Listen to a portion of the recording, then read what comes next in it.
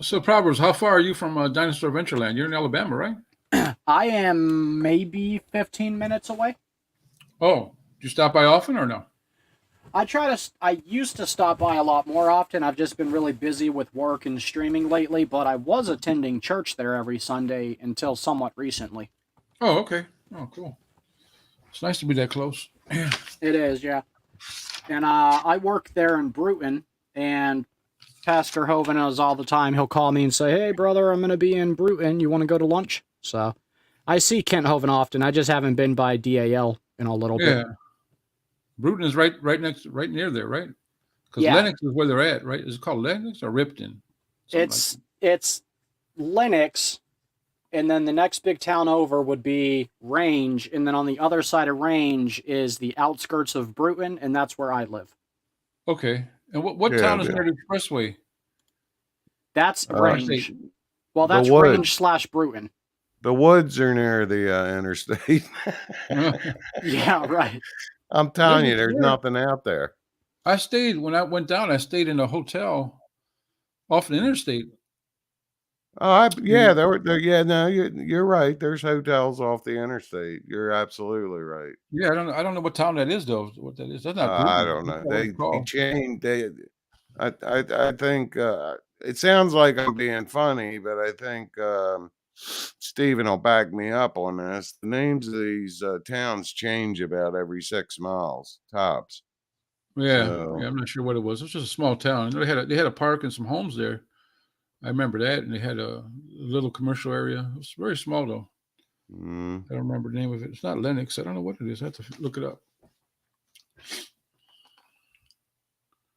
I know. I guess. Well, I've only been there twice, so it must have been my first time there.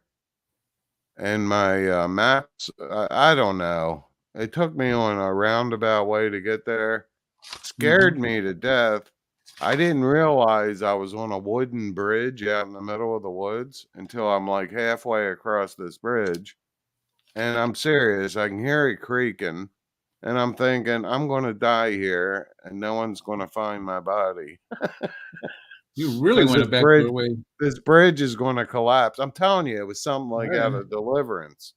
Wow. But I said, "Okay, let's go for it." Anyway, I just drove slow, went across the bridge. Anyway, I don't know how, but I made it across the bridge, and then I finally found Dal in Yeah. Dinosaur Adventureland.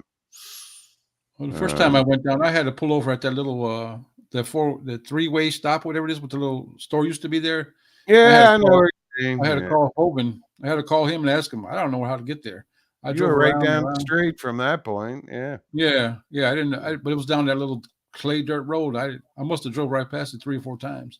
Didn't realize where I was Oh, going. yeah. Oh, I remember that too. The first time I was there.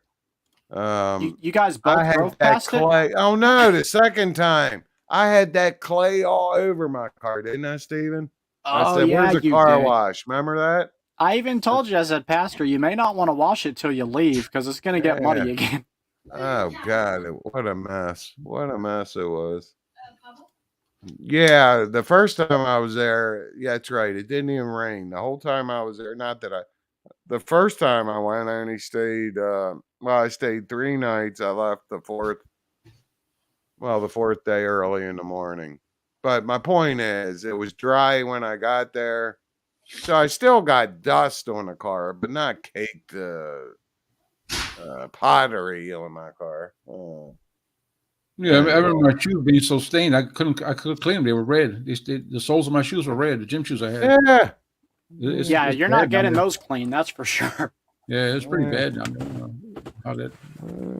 Well, it used to be just an old gravel pit, and after they shut it down, all the locals used to go out there to party and God knows what else. Yeah. The rumors around town from the locals is that that used to be a popular place to dispose of people.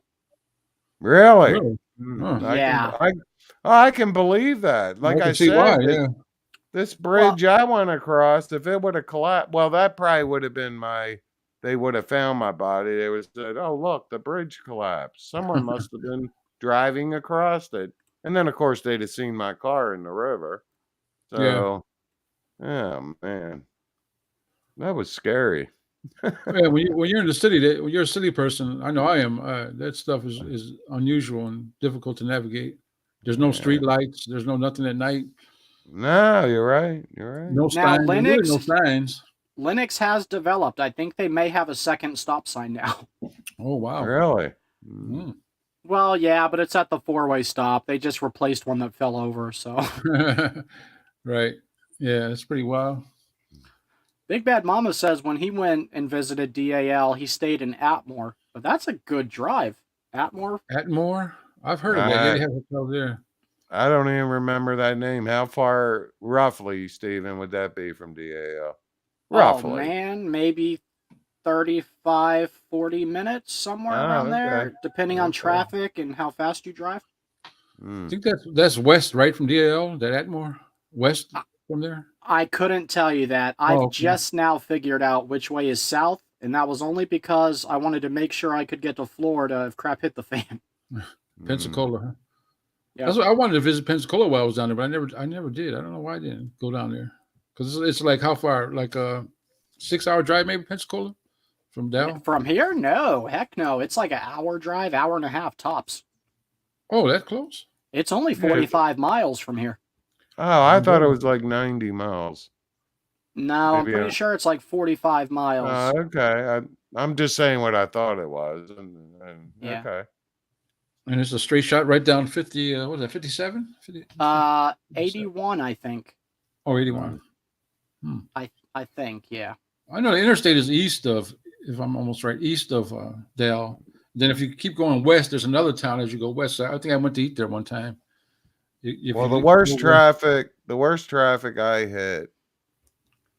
Well, what I did, my son lives in North Carolina, which I'm leaving for in the morning at 5 in the morning. We're still going to have the show tomorrow night. I'm taking my laptop and everything I need. He has a computer, but I prefer, I know where everything is on my laptop. Anyway,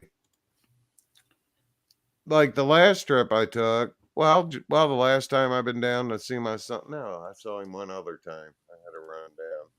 It was a brief visit, though. It was, it don't matter. I'm trying to think what month it was, though. He was having some problems. Where are you headed to? What state? Well, he lives right outside of Wilmington, North Carolina. The story I was going to tell in July when I went down, I made it a double visit. When I say that, I went to his house first. What'd I stay, Stephen? Like 2 days, 3 days, whatever it was. Something like that. It was a short And then visit. I left from North Carolina to head for Alabama. Yeah. And I thought I saw some bad traffic like around Richmond and DC on the way to North Carolina. Ain't nothing like going around Atlanta with the airport and everything. Oh yeah, Atlanta's terrible. Oh my goodness. I'm like, I'm never going to get there. But once you get past Atlanta, it's pretty much clear sailing. I mean, you're out in nowhere land, Yeah. So where are you from originally, Father Chuck? I grew up in a little town on the Chesapeake Bay in Maryland called Edgemere. I moved to Pennsylvania when I was 25. I bought my first house in Pennsylvania. It was in 1989, I guess. The was a reason good year. I'm not bragging about this. This goes to show you how just from 1989, it was an 8-bedroom Victorian, 4,800 square feet total.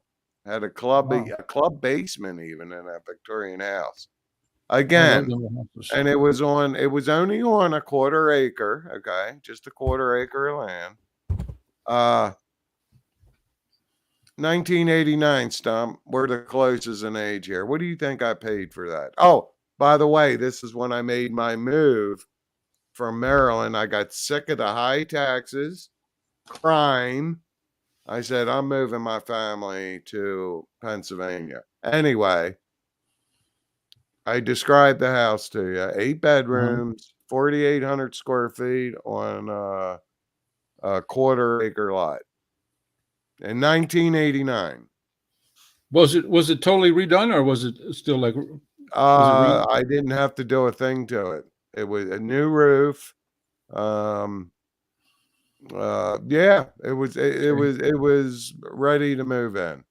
I'd I'm say. gonna say 35 to 45. Oh, I wouldn't guess that. What was this, rural Pennsylvania, or was it a city? It was actually Just in town, a small town called Red Lion. 2 I'm gonna words, say. Redlion. Red I'm gonna Lion, guess Pennsylvania. 120,000. I'll Who's tell you, it closest? was an even number, $50,000. Oh, I Wow, was so close. you were close. Wow. Ooh, Yeah. 8 bedrooms. You said, right? Look at that, right? 8 bedrooms, and I ain't talking Wow. minis. How many It stories? is 2, 3 stories? 3 stories. Wow. 3 Was it stories. brick or frame? Brick. Wow. You know, if Man. you still had that house, it would easily be a $400,000 home. I know, but then we get into the what ifs. So It depends where you're at Yeah. too. In 1990, I bought my home that has 3 bedrooms in Chicago. Okay. It cost me $84,000. There you go. It depends on where you're at. Yeah, It's a and big deal. plus, I'm sure the yours factored in a little bit. Yours was obviously a newer house than mine, Not and I really. mean that. Well, I yeah, mean yeah. that's part of the factor. And Well, if it's redone, if it's all yeah, redone, rehabbed, um, because all them pipes and stuff, sooner or later you got to replace all your pipes and all kind of stuff. right, and that's what concerned me. And now that you mention the pipes that I have to replace, no, if I would have kept the house, let's see, I was what? Oh Lord have mercy. I guess I was 28 when I moved there. Mm-hmm. Roughly. And I remember the realtor was very honest. I didn't come out and ask them if they were a Christian. It seemed to me that they were just too honest, and you'll see why in a minute. Too honest to be a realtor. The guy comes out, and it was a guy, and he says, matter of fact, his name was Jim. See, people that do good jobs and impress me, I remember their names. Other than that, I'm terrible with names. Mm-hmm. Anyway, he never had to bring this up. It's funny you bring up the pipes. He says, he says it's still a ways in the future, but I feel like I need to tell you that the pipes are probably, you're going to probably have to redo your whole plumbing system. Let's see, I was 28. He said probably in 20 years, because I remember thinking, well, I'll be 48, almost 50. I probably will be able to handle that. You know what I mean? So it was Yeah. like, when you're 28, 50, 48's like, oh, so far away. A long But way away. no, it's funny you mentioned the pipes, especially in a Victorian house. Yeah. Yeah, He because those are said, original pipes. You're looking Yeah. at lead pipes probably, and also yeah. cast iron, maybe Yeah. iron pipes. They all go bad. They rust out right out. They Even your do. drain They pipes. do. This house was built in the But 50s, and I had to replace my drain pipes. yeah. Oh yeah. Oh yeah. Yeah. It And then you did. probably have. You could tell he didn't lie about the roof, though. It's hard to lie about a roof. It would definitely was a brand new roof that. Now he said they put the roof on when they decided to sell the property. So I mean, it was brand new. Yeah. And they usually have a 30-year warranty. So the roof was going to last me, well, what, till I was 58. Well, right? Yeah, 58. Yeah, right before I'm Yeah. getting close to retire, I'd have to replace roof. They probably cost $40,000. Yeah. In a house that size, you're right. It'd be expensive. Yeah. So Well, it's a nice house. I love them old homes. Those were built probably the turn of the century, 1900s or so, maybe a little before that. Some of them, depending on how old they are. They're old, but then the maintenance on them is, unless everything's been changed over already. I mean, they probably even had the wiring was like a knob and tube and wire, whatever they call it, where they had the actual wires exposed running in the walls and all that. yeah. Oh, I had an apartment once where they still had the old gas pipes for the gas lights in the ceiling. When you change Oh, out your light, really? it was That's still hanging cool. there. I'm sorry. Yeah, That is cool though to me. It is. yeah, it That's was still cool. there. It was, of course, it was capped off and not used, but it was there. You can tell at one time they had gas lights in there. That's got to be dangerous. Oh no, but there's no gas going to it. There was no gas going to it at the time. No, but I Yeah. mean when it was functioning, that had Oh to be yeah, dangerous. could you imagine that? Yeah, for open flames and was it gas they used? Yeah, they used gas, I guess, at one time. Regular natural Yeah. gas. Yeah. Because it had a Well, they fireplace used too, to. natural gas fireplace. This is before my time, Stump, and I'm sure before your time. But cities, they had what were they called? Gas. That's where the word gaslighting came from. Sure, They yeah, you're right. actually had gaslighters, that went around at dusk, and had to do it manually. Yeah, I think that was advancement from the whale oil they used to use. They actually have it piped in. Yeah, so some of them homes are really old and they still holding up. The brick ones, I don't know about if the wood ones would hold up, but the brick ones Hey, Well, hold up. that's the thing too. That I want to be. Let's see. This was nine. Yes, I do remember. This house was built that I bought. It was built. It was completed. That's what it said on the deed. It was completed in 1881. Whoa, yeah, that was a true Victorian. So, Did it have and all I the got. Victorian architecture, like the points and all that, and I'm the le- sorry. did it have all the architecture on the outside still? Oh The yeah. points The and all that. special molding and all. Yeah, Yeah, that's man. I'm telling people I say like them this, but houses. it's true. They built houses to last, especially during the Victorian era.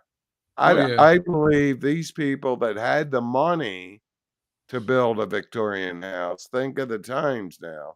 yeah. If you had the money, you and you're dumping this money into a Victorian house, this builder, I think, knew he better build it right. That's my theory of why these Victorian houses lasted so long, because they were built right. They were built with the materials that would last a long Oh time. yeah, they didn't mess around. Even when you look at the old houses, even the 2x4s were actually 2x4. If you pull out the old from Mhm, old house, a 2x4, for say they use to mhm. frame the wall, it would be the actual measurement be 2x4. Where now it's like 1.5 by 3.5 or something like that. A modern 2x4. Right. I mean, it was. I've seen them. They're like crisp corners. There's not all this broken up, and they were man, quality stuff. Even the basic wood was quality. Mhm. Pine and stuff they used. And Hey, if I Chuck. remember correctly, you're from Chicago, right? Yep, I'm from So you Chicago. grew up in the Chicago Yeah. area and everything? In Chicago, yeah. Yes, Steven, I'm sorry. I don't know if you've realized this because I just found out today, but Stump here was a Chicago law enforcement officer Oh, cool. You wore the and checkered lived to hat, tell the huh? tale. Yeah. You guys are famous for those checkered hats. That's why I said that. Yeah, for sure. Yeah, but I put that all behind me. I don't even think about that stuff. It's like it never happened to me. I just Yeah. leave it in my mind. It's gone. It's gone. It was interesting, but it's gone. It's another new chapter. You guys get a lot of wind there. That's why they call you the Windy City, huh? Yeah. Hey, just mentioned that I got to repair my siding. My siding fell off the top. The wind blew it off like a little. It must have been like a little mini burst because the neighbor's roof. It took the tiles off it. The tiles off the roof, and they were landing in my yard. I thought it was my roof. I was like, oh no. When I went up there and it wasn't mine, I saw my neighbor's roof was missing tiles. So we got it good. That hadn't happened to me before. It's first time. Wow. Yeah, it actually I have a 2-story, so it took the top framing off. Some frame, it's vinyl siding rather. The siding that came off. One piece came off, and it was laying in my front yard. So I'm looking for a guy now to give me a estimate. These contractors, man. Last year or the year before, ice dam built up on my gutter upstairs, and it pulled it down. It like just fell. So, and it was just one length of gutter. You could buy it at Home Depot, one length, right? But I'm an older man. I didn't want to be on a ladder by myself. Gutter. I don't have all the several ladders and all that. So I get a couple guys to get the estimate. The one guy wanted to charge me $1,000. I mean, they were trying to take advantage of me because they knew I wasn't going to go up there. He didn't think, but Right. in the end, I ended up doing it myself. But a second guy had come out. I didn't realize he came out and didn't tell me. And he put the estimate in my mailbox, and I never found it. I thought he never came out. And his estimate, I got it right here, was $285, which I thought was more reasonable to hang one piece of gutter. You know what I mean? Right. The guy trying to charge me $1,000, obviously trying to rip me off. Yeah. I think they know what your insurance deductible is, so they go right to that. I'm sure they do. Yeah, they yeah.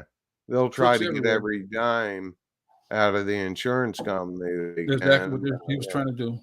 That was exactly my deductible, and he knew it somehow. Yeah, that's yeah. You can't trust how it anyone. goes. But you know what? I'm just sitting here thinking one last thing about that Victorian house. Now, of course, we're going back years, but this really does stick in my mind. So this is accurate.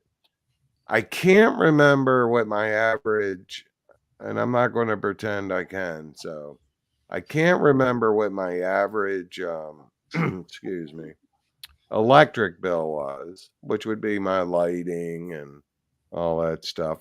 Now, I did have a gas stove, gas oven. I had natural gas to heat. Anyway, I do remember what my average, and this is how prices have changed. My average gas bill to heat the house, 3 stories, 4,800 square feet. You're not going to believe it, but I'm sorry. Why? It's $160. Wow. Yeah. And Nowadays, that was considered high. If you think back to 1980, yeah. that was what? You pay $160 to heat your house? It'll cost you $1,600 now. Probably $600 somehow. Probably. Well, that's why when I did some rehab on my house, right, I took down the wall, I was doing it myself, and the outside wall, and there's no insulation in the walls at all. None. Not a piece of newspaper folded up. Nothing in there. It's just brick, framing, and then the drywall. And because back then you could just blast your heat. It didn't cost you. You know what I'm saying? Just blast it. Yeah. All day. Fuel, you're right. Fuel was cheap. Yeah. Right. You just blast it and heat your house with the heating. Now, what in that Victorian, you probably had hot water heat like the radiators, or did you have forced air? Yeah, I had radiator heat. Yeah, that's the best kind. To me, that's always the best even heat. Well, what was odd about it, usually with the radiator heat, most people had kerosene, or they called it oil heat. Yeah, mine was my water was heated by natural gas. I was like an oddball. I think it's because I lived in town. I really do. So that way they could run the natural gas lines, right to my house. So I think that's probably why. Yeah. And I'm glad, because if I could be wrong, but 1989 natural gas was way cheaper than for sure kerosene or oil heat. So yeah, for sure, yeah. I love that. What were your taxes like? What were your property taxes? Were they expensive for that size of house? What you have, instead of paying property tax, it's really the same thing. What they do in Pennsylvania, at least in this town. Well, actually, I shouldn't say that, because my property tax here is done the same way. They combine, you get a discount, supposedly, from the state for actual property, because they combine your school tax and your property tax together. Okay. So, whether you pay a high school tax, it depends what school district you're in. It really does. In other words, how many students you have going to school in that district. Okay. Is a big part of your tax bill. Is bigger than the actual property tax guy coming out and assessing. I know it sounds weird, but that's how they do it. At least in this part of Pennsylvania. So Yeah. That was one of the advantages to living in Chicago, that your property taxes were lower. If you mhm. lived out in the suburbs of Chicago, you pay, say, for instance, I pay $1,200 a year. Mhm. In the suburb, a decent suburb, you'd be paying 13,000 a year for your property tax. Wow, So that was that's one of the nuts. differences. I Yeah, they believe you, didn't, but that yeah, they is didn't have the businesses nuts. and stuff to support the city, Mm. but yeah, that was one Well, of the I advantages. remember now that I was thinking about it, I remember you always remember the first year anyway. My first year, full year living there, and I told you how they put it together, the school, and anyway, it's $2,800. Okay, So that was kind of expensive back then. That was quite a bit of yeah, a property tax for what yeah. I'm used to. Like I said, over here, it's always Mhm. been relatively low inside the city. If you're outside the city, you're going to pay more. Right. But yeah, so there's advantage and Well, that disadvantage. in Pennsylvania then, when I moved to that it was nuts. Of course, you got your Pennsylvania State Police, right? Mm-hmm. Then we had Red Lion Police. Now you gotta understand, Red Lion is not a sprawling metropolis here. We're Yeah. talking 3 policemen, sometimes 2, could handle a shift. Okay, you Wow. get my Yeah. drift there? Right. Then a few miles up the road, wow, what was the name of that town? Dallas Town. Guess what? You had the Dallas Town Police. Mm-hmm. I'm telling you, every town you went into, they made an expenditure. There was a town, and I remember this is when things started changing. The town was called Glen Rock. They had, Glen Rock from when I lived in Red Lion was probably 15 miles away. Mm-hmm. The point is, this cat, there was only one. He was the chief. He was everything. Well, I guess they even had a mayor, obviously. So he answered to the mayor. He'd work a shift, and then he was on call. And Wow. he wouldn't. He would if it was just a B&E, breaking and entering. Yeah. Something was stolen, but the people were gone. No one was hurt. I'll be by tomorrow to take the report for the insurance company. Hmm. This is how things were done. Yeah. Now, if someone was anyway, the point I'm making is they saw how ridiculous this was, and they slowly, actually, Red Lion was the last municipality. They made what's called. I fell into the southern district. So actually, I'm sorry, southeastern district. So I was still there when they changed. The Red Lion Police became the Southeastern Police Department. Huh. And then as you went up, like you heard me mention the town, Dallas Town and all, Yeah. and Glen Rock, they became the Northeastern Police Department. Oh. Wow. So, which made sense. I Right. mean, you had all Cover these people towns. you had all these little towns with policemen. It was stupid. They're like But county anyway, sheriffs then we're covering. What no, it was police department. We had oh, a sheriff. We had a sheriff, but he usually dealt in the civil matters. yeah. He had the power to deal in criminal matters, but no, they made police departments, Hmm. and anyway, it's How all far different now. But where are you located? Well, in the state? Is that near York, Philadelphia? York, Pennsylvania.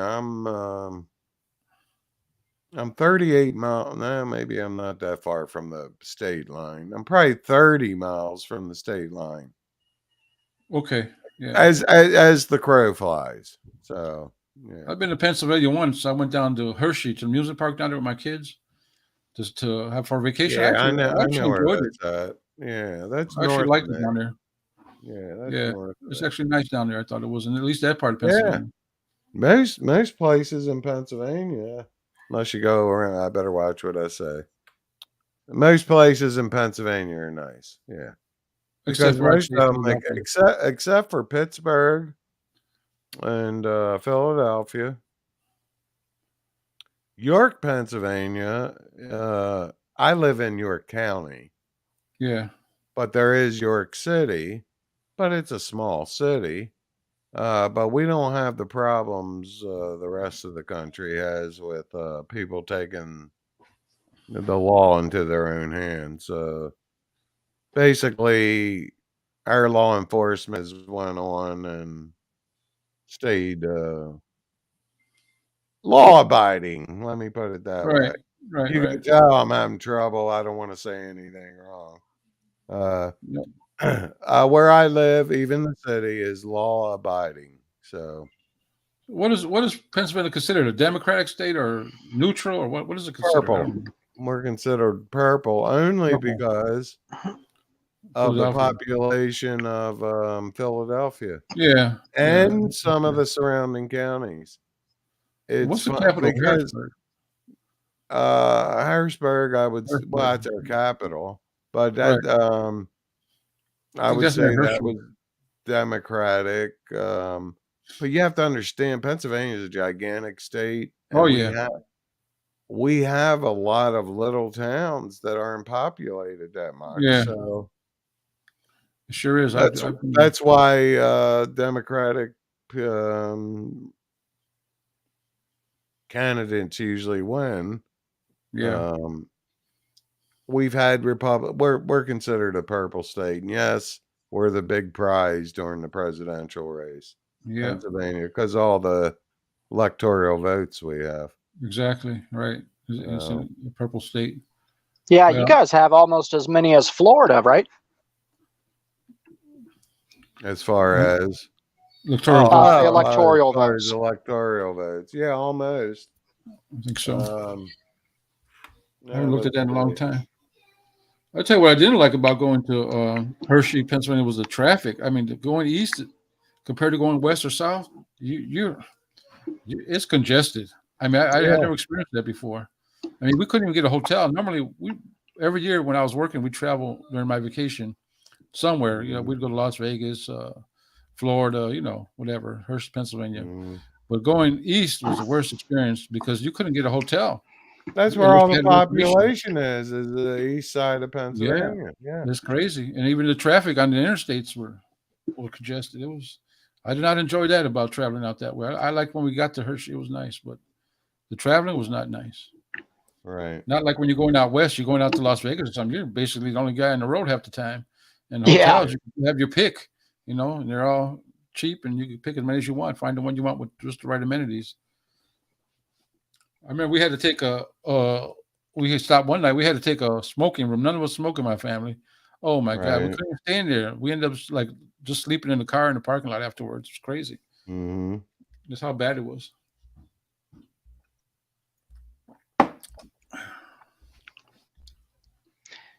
The only time I've been to PA is when I lived in Virginia. We took a trip to Carlisle, and we went through a lot of Yeah. little cute farm towns. It was beautiful, the countryside. Yeah. Yeah.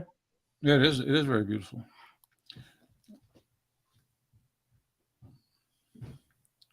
No, Proverbs. What is your? You've been around the states a bit. What is your? Would you think was your favorite state? You'd like to live, if you could? I'll tell you, I love Florida, but I hate the politics that the Yankees bring down when they're ready to retire. Uh-huh. But I do love that state, but it's so hot, man. I'd say out of all the states I've lived, it's probably a tie between North Carolina and Virginia. Mm. Yeah. Well, what part of Virginia did you live in? Near the I capital lived in. city, Washington? No, it was right on the border of North Carolina. I lived in a town called Danville, and I also lived in a town right next to it called Martinsville, and it bordered North Carolina. You lived in Danville, Pennsylvania? No, Danville, Virginia. Oh, okay, close to Pennsylvania. All right.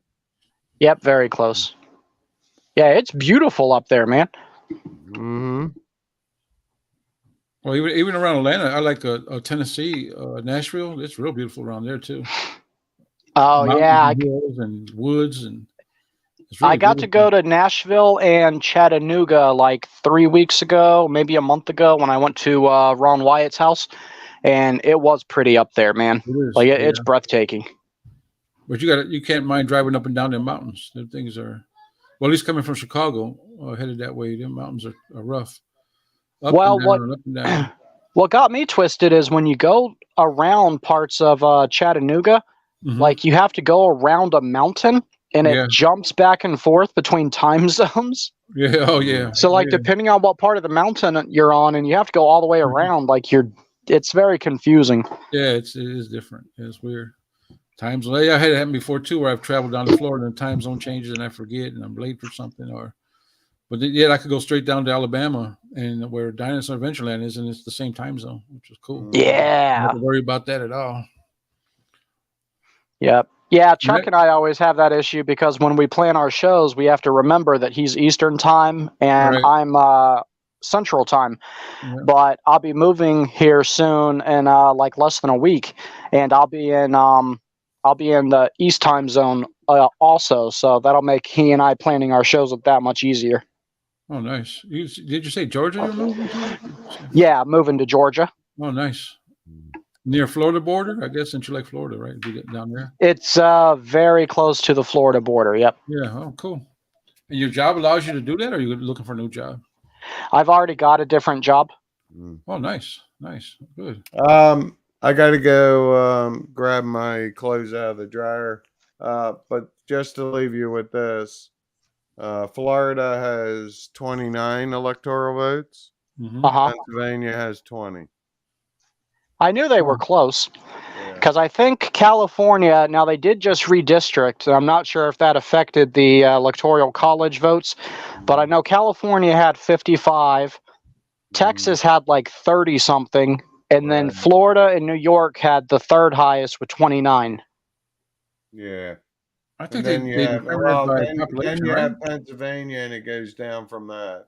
20 Pennsylvania, 18 for Ohio. Your new state of Georgia to be has 16 electoral votes, Uh-huh. tied with Michigan, who has 16 votes. What does Illinois have? Is Illinois on there? What's that?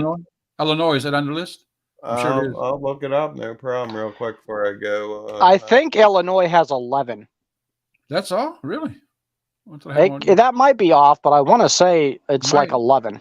could be right. I haven't looked at that in a long time since I stopped voting.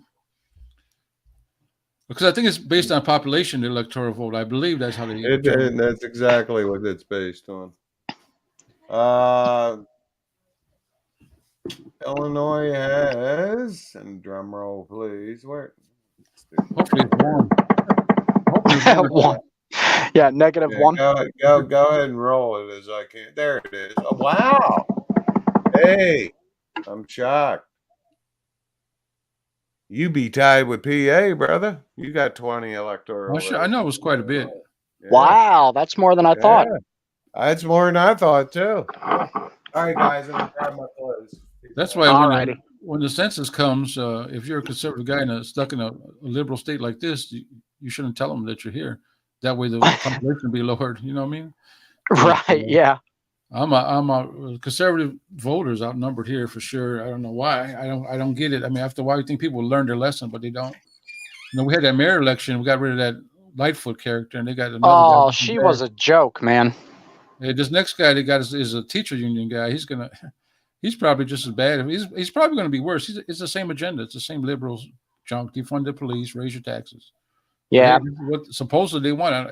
If they're legit elections, this is what people want. What I'm gonna do? I can't. I voted. My vote didn't work. You know what though, man? That really baffles me because especially in Chicago, where you have such a high crime rate, how the people of Chicago could vote to defund the police is just mind blowing to me, bro. Yeah, they're easily influenced. Like I said, the abortion over here with the abortion issue too. The conservative candidate here in Chicago for mayor, they had him saying how he was against abortions, and I'm sure that triggers people, man. Abortion is a trigger for people, and if you're not like a Christian, then you know you're gonna be on the other side of the abortion issue more than likely. Everybody I know is. Yeah, and it seemed like they worked with the governor's race here in Illinois. They brought the same issue up, and they brought it up again in the mayor race, and The guy that was for not the government not providing abortions was the loser every time. Well, you know what's so crazy is you have the same issue, right? Take abortion. Up north, that could be a death sentence for your campaign. But down here in the South, like that's going to drag you across the winning line. You think so? Yeah. Oh, yeah, Well, man. Especially here in the Bible Belt South. Yeah. If you're not anti-abortion, you're probably not going to get voted unless you're in one of the big cities. Yeah, but what happened to the red wave the Republicans were supposed to do this last election? Did it include some of the southern? No, not really. We about broke even down here. Yeah, it seems now like the timing of that was weird to me. Florida cleaned up. Florida had a huge red wave.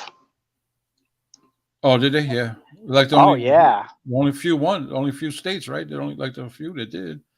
Yeah, like last election, Florida was considered like the prize that night because the Republicans cleaned up everything.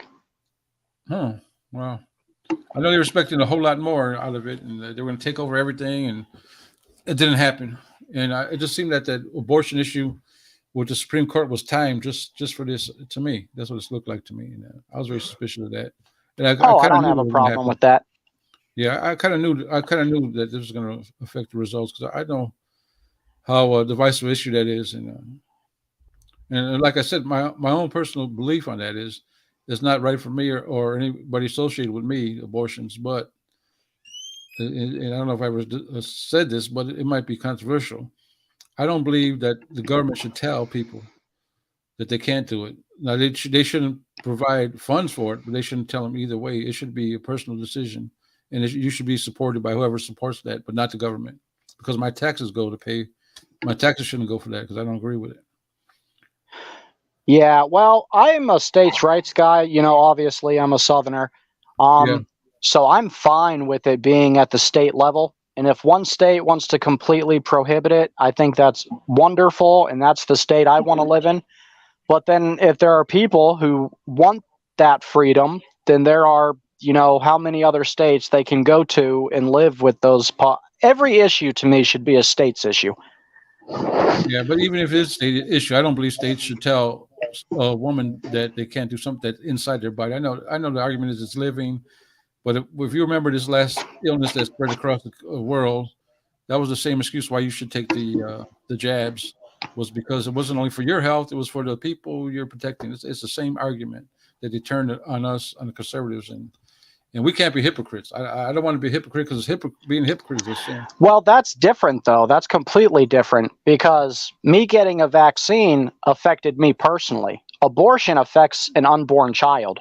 So I don't even see those as remotely connected, in my opinion. Yeah, but do you not remember how they said you're getting it for your grandmother and for the old lady that's at the store? It was the same thing about wearing these masks. It's not just your protection. I mean, it's the same exact argument. I know it is. And it's true. I mean, if they can tell a woman what to do to their body, they can tell me. Not I have to do this jab. That's what I believe. So. Yeah. Well, here's the thing, though. If you believe that, then you have to support men being able to opt out of paying child support, right? Because if a woman has a right to choose whether or not she wants motherhood, then the father should have the same opportunity to decide if he wants to be a father, right? I mean, we would have to be fair about it. See that. Let me think about that for a minute. I never heard that argument before. A father has the right to. Well, if the mother has the right to opt out because it's her body, then the father should also have the right to opt out. I mean, otherwise it's a sexist policy. I could agree with that. Yeah, they should both have a choice, right? Yeah, I agree with that. Yeah, but I mean, I'm a much bigger component of adoption. I think adoption's beautiful. We should take all the funding away from abortion and put it into adoption. Yeah, that's my opinion. But you know what I have to say about that? Knowing my experience in the streets, I know a lot of kids that have been passed around these homes, man. They've been abused. I know one that was real close to me. That was like a distant relative that was taken from their parents, put into these different homes. They were sexually abused. They've told me personally that this. So I don't know if that's the best thing for kids. If everybody was good people and their best intentions were to take care of kids and not abuse them or just collect money from the fact of them being adopted by them or whatever, I would agree with that. But And life isn't that clean cut, and there's a lot of abuse goes on with these kids, and it's a terrible Well, thing. that's why I think that it needs more funding. You know, if the adoption agencies had more funding to work with, and then social services had more funding, and with proper oversight, which you could get with that funding, I think it would be a lot safer for the kids and give them a better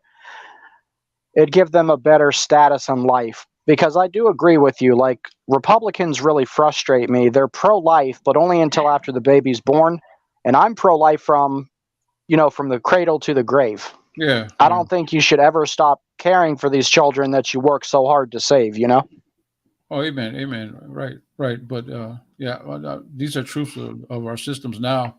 Yeah. A lot of them places are not good for kids, man. A lot of them end up in the streets on drugs, suicide, all kind of stuff because and it's coming from a man who was brought up in a 2-parent home for the most part. You know, my parents divorced when I was 12, but still they still hung together and tried to work together. And I didn't have a childhood like that. I can't say I had a bad childhood. Only thing that ever happened bad was because of my own problems. I wasn't out of my control. So I feel for these kids because I wish they all could have that type of thing, whether their parents want to board them or not. And I know that's not the reality in this world. And I've seen it every day when I used to work in the streets. So, hey, Dustin, what's up? Man, the closer you get to God, the more the devil attacks. Amen. That's how it is, man. He wants to move you away from him. Dude, let me tell you, Dustin, and we haven't prayed for you yet, but we are going to. But I was scrolling through Facebook earlier, and I rarely ever get on Facebook anymore because I think it's a joke, and I basically hate it. I only keep it to post my videos and scripture verses. But I was just scrolling through, dude, and I saw post after post with friends on my stream saying spiritual attack. Anybody notice all the spiritual attack? Like, it was almost every one, dude. So you're not alone right now, Dustin. The enemy is out there working hard. Oh yeah, for sure. Trying to snatch you away with people come in the form of him, sometimes trying to change your mind about Jesus Christ, as we've seen right here on this forum. And sometimes it comes in a spiritual attack, and Yeah, I remember the day you guys are talking about Stump, but what was the deal with that? Because I don't remember. Like, I was driving while that conversation was going on, so I was only halfway listening and not responding. But you guys are saying that guy was trying to talk you out of Christianity? Yeah, because he used to be he was an ex-Christian. He decided to turn from the faith and become an atheist. So while he was in Lupin's show, he would be on there, and he was on Lupin's show like maybe 2 or 3 times, right? And the first couple of times he was real, cordial. Everything was cool. We were talking, discussing things like level-headed adults. But then the last time he was on, he tried to say that a passage in Scripture God approved of slavery. Oh no, child sacrifice. But the stuff he pointed to was actually not it. It was somebody who decided to sacrifice when their children, thinking God, would honor this, but God never asked him to. So he got really upset, and he got, like he was spitting mad, and you wouldn't turn from God when I tell you that he encourages slavery, So he was angry, and then when he came on your show, he continued it. He came on just for that purpose, to continue it, and he was even more angry then. So yeah, because it was mainly you and he who got into it, right? Yeah, because we got into the first time. We got into the first time. He was questioning me about, well, you wouldn't turn from, if I showed you that he encourages child sacrifice, would you turn from this God? I'm like, why would I? I'd be a fool knowing that he died for me. Although that's a pretty safe bet because we know he doesn't encourage it. Right. He even talks about when you made your children pass through the fire and I didn't ask you to. Exactly. Right. But, like I said, I think he was trying to justify the fact that he turned away and, I don't know. He was really angry. It was like really personal. So that reminded me of a spiritual attack when he comes straight out like that and tells you, I'm not gonna waste my time if I show you that there's child sacrifice encouraged by God, and if you don't turn from him, I'm wasting my time. I'm just gonna leave. Why would you care? Why would you care to turn me to atheism? Atheism doesn't save anybody. Atheism doesn't promise you anything but what? But nothing. It promises you nothingness in the end. Enjoy yourself now while you can. Eat, drink, and be married, for tomorrow we die. That's their whole thing. Yep. Why would you care to turn me to that? You're not trying to help me. Hey, how did you meet Lupin? I think I just saw his little live program and came on the show one time. Just came in. Oh, really? Yeah. That's cool, man. So you just stumbled across it on YouTube. Yeah, then we just start like every day, every time at Livestream, I was on there with them. So. Oh, that's awesome, man. I love these little communities we're building. Oh yeah, it is awesome because all the different perspectives that come in. Even Dustin brings another one. You know what I'm saying? That's you're not going to find it anywhere else. I'll tell you the truth. No, you're not going to. No, you'll find it. It's just scattered. You won't find it collectively like I have it. Oh yeah, I haven't seen any Christian claiming channel that discusses more things than the standard beliefs that everybody always understood Scripture to be. Nothing different ever. I gotta say, I don't think I've come across another channel like ours that tackles so many taboo topics. I mean, you even have atheists on here, right? Like friendly atheists that come on and talk. Like, Adam's kind of an anomaly. Adam's an anomaly, bro. That dude's an anomaly. I find myself wanting to attack because he's an atheist, and then I have to remind myself that. Well, I don't know. It's kind of disarming, you know. Well, Adam's not really atheist. He's a oneness. So he has spiritual, like you said, he does have spiritual understanding of the spiritual world. He just don't believe in a creator God. That's the difference. Yeah, I call him the in the closet Christian. Yeah. Well, he Christian, right? He hasn't come out. Yeah, he used to be. I think God's gonna win him back over. Adam's a good dude, man. I like him. Well, you know, Adam's pretty cool, man. I like Adam. I think there's a reason why atheists or whatever would gravitate to a Christian channel, right? I mean, this is a majority Christian discussion scripture and stuff. There's a reason why something's drawing them. I think Otherwise, like I wouldn't go on the atheist channel, hang around with them for what? I have no interest in that. So there's an inkling somewhere, at least an inkling with whoever comes on here that's not a believer. I would have to agree with that, Stump. I think you're right, man. No, wait a minute. What happened with Aiden? What happened? What was it? Was that yesterday? Was I dreaming where he came out and just said something ridiculous and left? Oh yeah, yeah. No, he came on here and was trying to weaponize my testimony. That was like this out of left field, and that's his personality. I know he has a very hyper, and I'm very smart, and I'm a very type personality. But that even surprised me they did that. I don't know. Well, he can get that way. I've had to boot him off several shows, but particularly this time he was upset because I had booted off his buddy Mark. Him and Mark are very good friends, so he was kind of coming to the defense of his friend. Oh, Mark Stoney, him, my friends. Okay. Oh yeah. Oh, through all that craziness with the child at the DAL and all that. Yeah, they have a mutual hate for Kent Hovind, so right. That makes them like bosom brothers, I guess. Yeah, that must be it. It just caught me off guard. I didn't. I thought he was gonna come on talking the same crazy stuff, and he just started with that was even worse. Like he wanted to be kicked off. I don't know. It was weird. Oh, Dustin, I'm gonna try to find that. There was a clip I was watching about a lady who says, and it was a woman, like you said, about spells, how your words are spells, and she was repeating like everything that rhymed. She was talking to the guy. She was like rhyming, like trying to tell you about it, and she was rhyming the words. Is that a way of casting a spell on people or no? There's lots of so here's the thing when you're talking about casting spells. Mm-hmm. Okay, methods are many. So there's many methods for casting a spell, but the principles are few. So the targets of the spell are always major. I say always, and then I say majorly. But the targets of the spell are centered around chaos and majorly a target of one individual causing a problem for another. So yes. It's not like a general. They won't never cast a general spell, huh? So you can. I mean, but you gotta think about the results. Yeah, right. It struck me as weird because the title of the YouTube video was your English language cast spells or something like that. Then as soon as she came on to this man's show, she started speaking like with rhymes, like explaining with rhymes. I'm like, what is she doing? It was real weird. I'm gonna see if I can find it and give you a link for it. I'd have to watch it. I'd probably be able to suss it out. Yeah, I kind of want to see that too, Stump. Let me see if I can find it. It'll be right in my history. I was watching it. And I stopped it because I'm like, is he trying to cast a spell? Not that I believe. I'm not saying I believe in that. And I'm not saying that you're wrong, that it does or doesn't. But it was really weird. Like this is what Dustin was talking about, and she's doing it.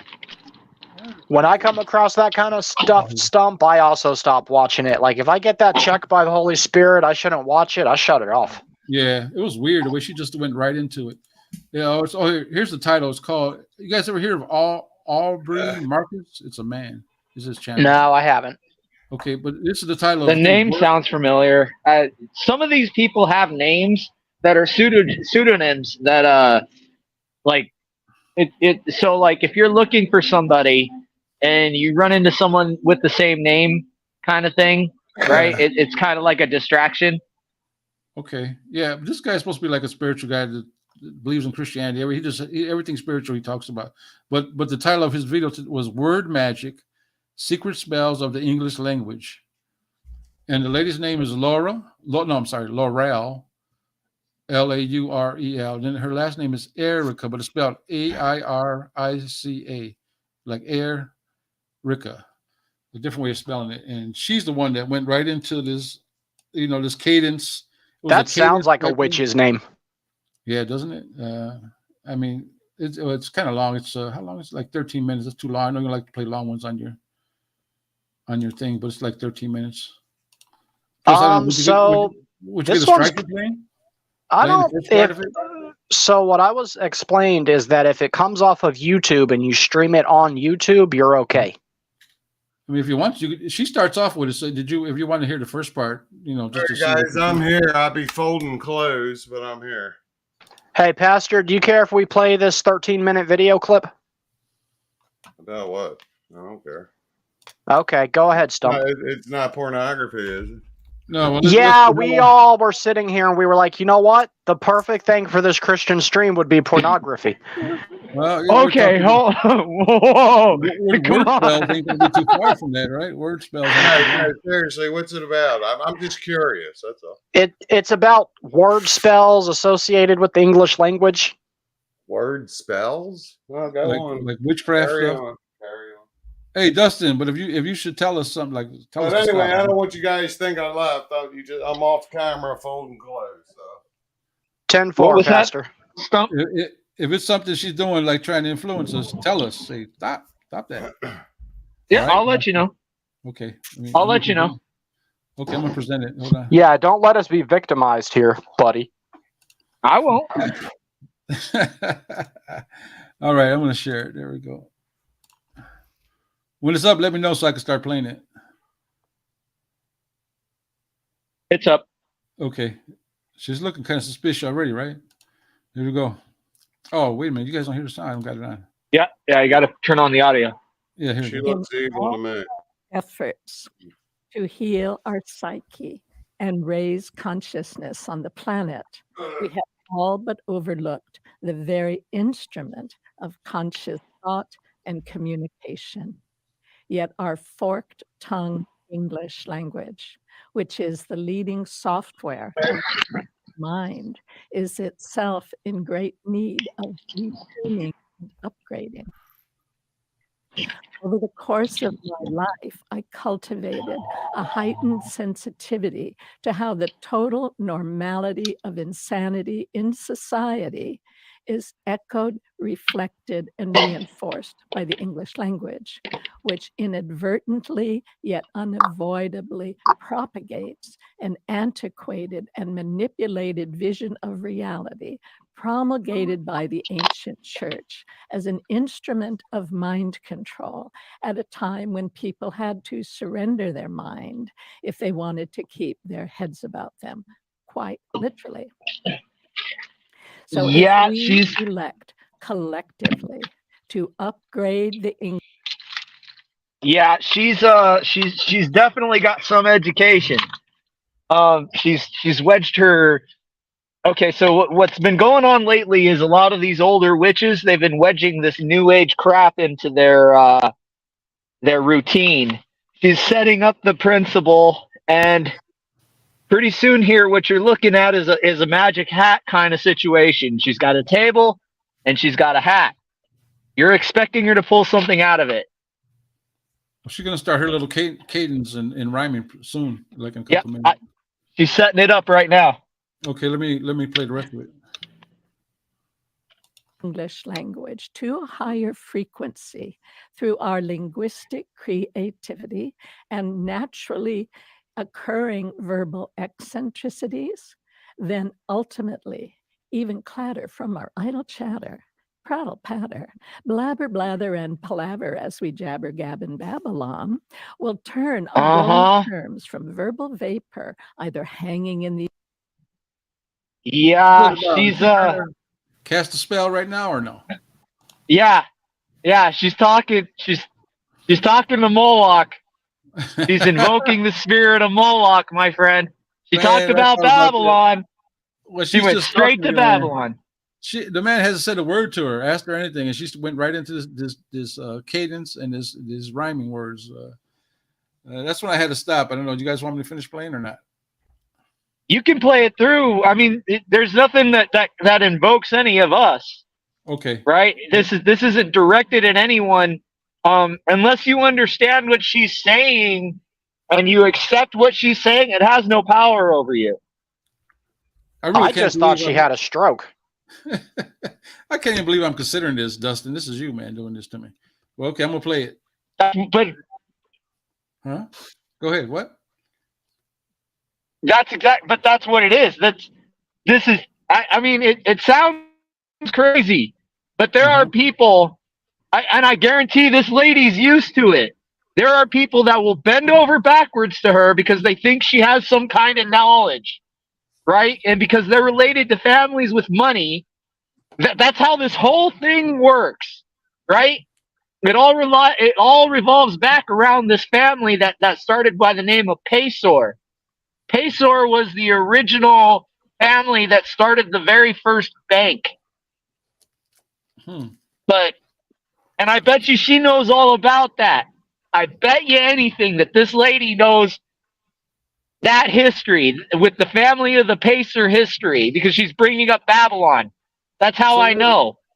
Yeah, but what do you think she is within this? Is she like a witch or just somebody pretending to be one, or what is going on with her?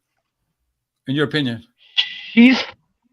I wouldn't call her a witch. I think she could cast a spell if she needed to, but I bet you she's more of a liaison, like a legal representative. I got you. She's the head of a group of people that, like a spokesperson. She doesn't have power, but she has the ear of people that do. Okay, let's hear the rest of her rhyme. Let's see. The air are trapped on paper into tiny bits of shiny matter as we gather, chat, and natter on, and with new skill at thrilling statements that instill fulfilling imagery of higher possibilities, will finally still the quiet riot of the wild child's manic panic through the mind, so we can flip the switch, enlightening every circuit of our consciousness with the electric surge of verbiage that encourages superb and selfless services to spread from soul to soul around the globe by what is said in all the light years up ahead. And then, from the islands of silence between all that's spoken, we will listen as doors to the heartland spring open. In the next 30 seconds, I'm going to show you how to. So what she's doing there is she's putting out dog comms, right? So that was a list of orders to like the factions. Wait a minute. She sent a message to factions, you're saying? Yeah. So, like, if you listen to what she was saying, okay. I mean, you'd have to read it. But it's not. So you don't want to listen to it like it's a spell. That wasn't. I mean, there was elements of a spell in there. Like she was trying to distract you by putting a bunch of word salad together. But that wasn't like that was a list of things that need to happen. Okay, I got you. I know you mentioned the mind. the quietness of your mind, and that could be pretty weird when you think about it. I'm she's telling you. She's telling you that they're going to play a trick on you. Okay. I'm gonna play the rest. I skipped that commercial, so I'm gonna play the rest. A little bit Copy more. that. Thank that you. is beautiful. Thank you.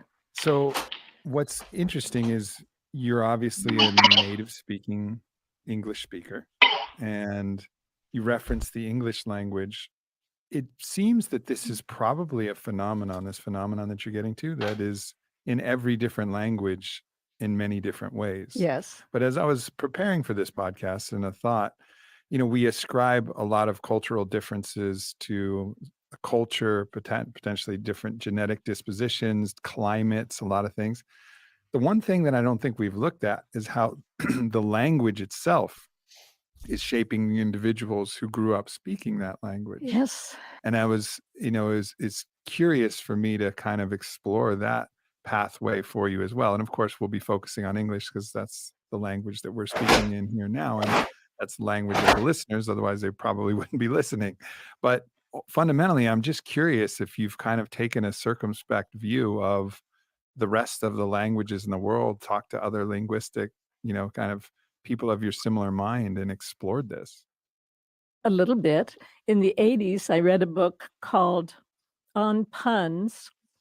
I'll have to, I think I know the editor, a collection of essays by linguists, and mostly they were talking about other languages and puns in other languages. And it's just so interesting what words come together to resonate at the same frequency, yet be very heterogeneous in their meaning.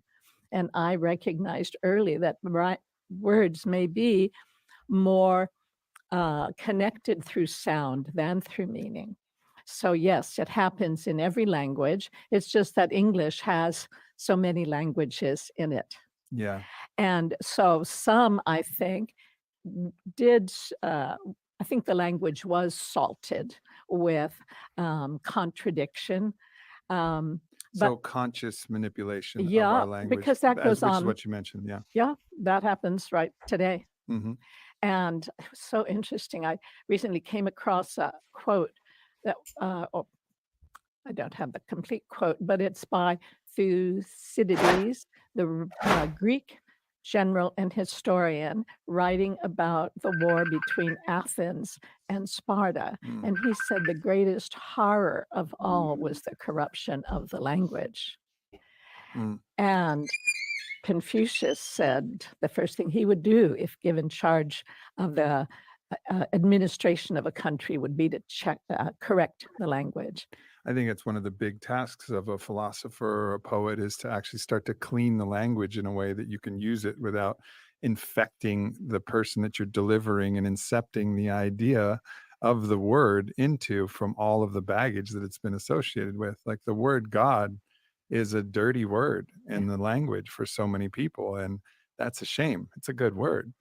It's a good word. So cleaning that up, the word love has become reduced. I think Don Miguel Ruiz calls love the fallen angel because it doesn't really mean the same thing. People think love hurts, like they have all of these associations. Well, it's never actually the love that hurts. Right. It's the way that your mind has responded to the ego's desires and your attachments that actually hurts. And so cleaning language has been one of my own pathways of thought. But the idea of actually sometimes we may be trying to clean something that's baked into the nature of the word itself.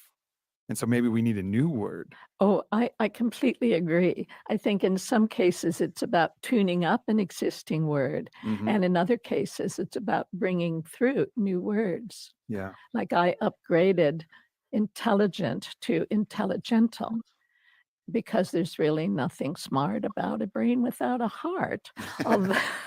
Although it seems to be the ultimate seduction because it grants us unchecked power, but just to bring our darkest hour, for it endows us with a genius for destruction.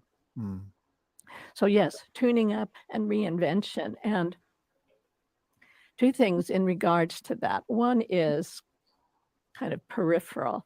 People have have looked at the secret spells of the language, I also share sacred pathwords, which are words that reflect our innate genius to us and remind us of what we already know. And the simplest example is the fact that earth and heart are the same word. And it's just where you put the H. So ask any semi-literate child, what do you suppose is the implication of this connection? And wonderful answers come out. And ask yourself, ask others. It's like there's so much to contemplate in this convergence. And okay, I'll put that away for a moment. But so, yes, I think it's time to become more aware, to find more of these sacred pathwords. One of my favorite I've used, and people are have it in poetry and such. I was walking in a park overlooking the ocean. This was years ago, and I said to my invisible friends, give me a new word. And they gave me the true meaning of beautiful. And all of these are just self-evident. Invisible friends. Be truly beautiful. Dude, I can tear this lady apart, break her down section by section.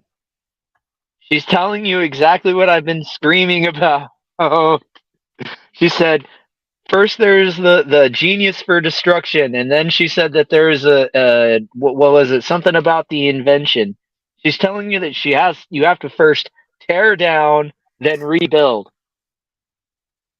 Okay, she's telling you this, and she's making it sound like it's la-di-da, but she's literally telling you, we're going to tear down your system, and then from the ashes will arise this new system that we're just going to brainwash you into thinking is better. It's exactly what she's telling you. So she's sending out a message then, huh? I mean, she's not just talking, she's sending a message out. Because this guy speaks well, she's yes. Now, when she's declaring her intent. When she said earth and heart have the same letters and just different order, what is that something that they use, or is he just using that baloney? No, I mean, if you look at the way they're spelled, there's definitely, I mean, the letters definitely line up, but that's, she's trying to tell you about the ability to mess up language between people. She invoked Babylon right off the very gate. Okay, what you got to understand is everything that she did, everything she said in the first applies to everything that she said in the reverse, and conversely, all those individual points are related to each other, and they all apply to each other. There's no one point where you can start at this where you couldn't say it wasn't related to the beginning or the end. That's how she does it. She's trying to brainwash you. Mm-hmm. The general audience, or this guy in particular? What would you say about that? Well, there are people that are listening to her that knows what she's saying, and then there are people that are listening to her that what she's saying is going into the back of their brain. Mm-hmm. Every single person here heard what she said. Right. They know what the words mean. What doesn't make sense is the order she picked them in. So, like any good dyslexic person, if you're given enough information in a jumbled order, you'll start putting it together. I got you. Yeah. Well, it's interesting to me because I know this don't seem like a Christian subject, and I'm probably not. But when Scripture says that the power of life and death is in the tongue, that means that words have meaning, and she's talking about word spells and things like that. So I can see that how words can affect things, or just speech in itself. And then we know that everything was created by the Word of God, which we call Jesus Christ. That's exactly correct. That's exactly correct. Somebody knows the power of words in this carnal world, and it seems like that she may be one of them. To me, I don't know. She doesn't understand. Okay, so she has education. Okay, she knows certain things, but I don't think she has. I mean, they don't parade people like that on shows like this, right? They don't do that. She's not like related to anybody. She's just a spokesperson who's here because she's getting paid to do it. Okay. And the rhymes and things she does, she threw another set of rhymes in the middle of her words there. That's just to make her sound more legit, or is that? I'm going to be honest with you. It sounds scripted to me. I don't think that's something that came from her. Okay. Right? Yeah. I think she's getting paid to say this. Yeah, she definitely memorized. You could tell it wasn't just like a spare of the moment. Okay. You guys want to finish watching, or you seen enough? I'll finish her up. Is that okay? Would you? I don't mind. Yeah. Okay. All right. Go ahead. There's not much left. Don't look like that went by fast. Oh, did I push it? Oh, that. All right. Here we go. Some self. There is nothing as exquisitely beautiful than old being who is true to who they are. And it's so funny, the word noble, I mean, it's self-defining. It's like noble. It's integrity. It's like you were talking in your trip report with Blue about the true king and the imposter. I mean, it was wonderful, and we all know that. And I have a poem on the letter I, because just as we have two eyes on our face, there are two eyes in the alphabet, and they talk about our higher and lower self, and the yo-yo effect. So yes, it's in every language. All languages pun. I have a quote somewhere that the difference between languages is a singular way of making puns. and I'm always interested in what is the electro-poetic force that causes words to migrate across continents, cultures, and centuries to come into the same vibration. So this is kind of getting into another question that I had, which is you could look at these and say, coincidence. It's beautiful that you came up with that, like BA, beautiful. Yeah. That's great, but it's a coincidence. Noble, coincidence. But what you're kind of hinting at is that it's almost as if the words came into form in a particular way, and a subconscious manifestation where that word actually came into existence because it was in resonance with certain other sounds and different other ways that words were put together, and those are the words that stuck, and other words kind of fell away. So it was almost like a evolutionary selection of our language that creates these interesting synchronicities. Who knows? But let's look at the word coincidence. It's a word that labels and then dismisses as insignificant. And what it's saying is a coincidence. But it's not looking at, well, what are these two disparate elements doing sitting next to each other at a coffee shop? And I don't know if you heard from Christian, but when I flew, I guess it was yesterday, a packed airplane, I sit between two fellows, engage in conversation with one of them. He was going to Kansas to meet with his cousin to go to a Dodger game, and he asked what I was doing. So I told him about our upcoming conversation, and he said, oh, my cousin was Aubrey's marketing manager until they sold the company last year. Wow. Mike, it sounded like Spadier or something. Yeah, Mike. And so then I arrive. Shout out to Mike. I arrive and I go on a little walk, and I have my parasol, and this beautiful young woman stopped me at an ice cream shop and to comment on my parasol. Well, and my way of being. Yes. The whole vibe, the whole thing. And so how dare I be reductionist and assume that she was complimenting only your parasol? It's never only the parasol. No, it's the gestalt, the whole energetic being. Exactly. So we exchanged names, and she asked what I was doing here, and I told her, and she said, oh, I was Aubrey's personal assistant for 4 or 5 years. A beautiful young woman named Jenna. She said, I can't speak highly enough of him.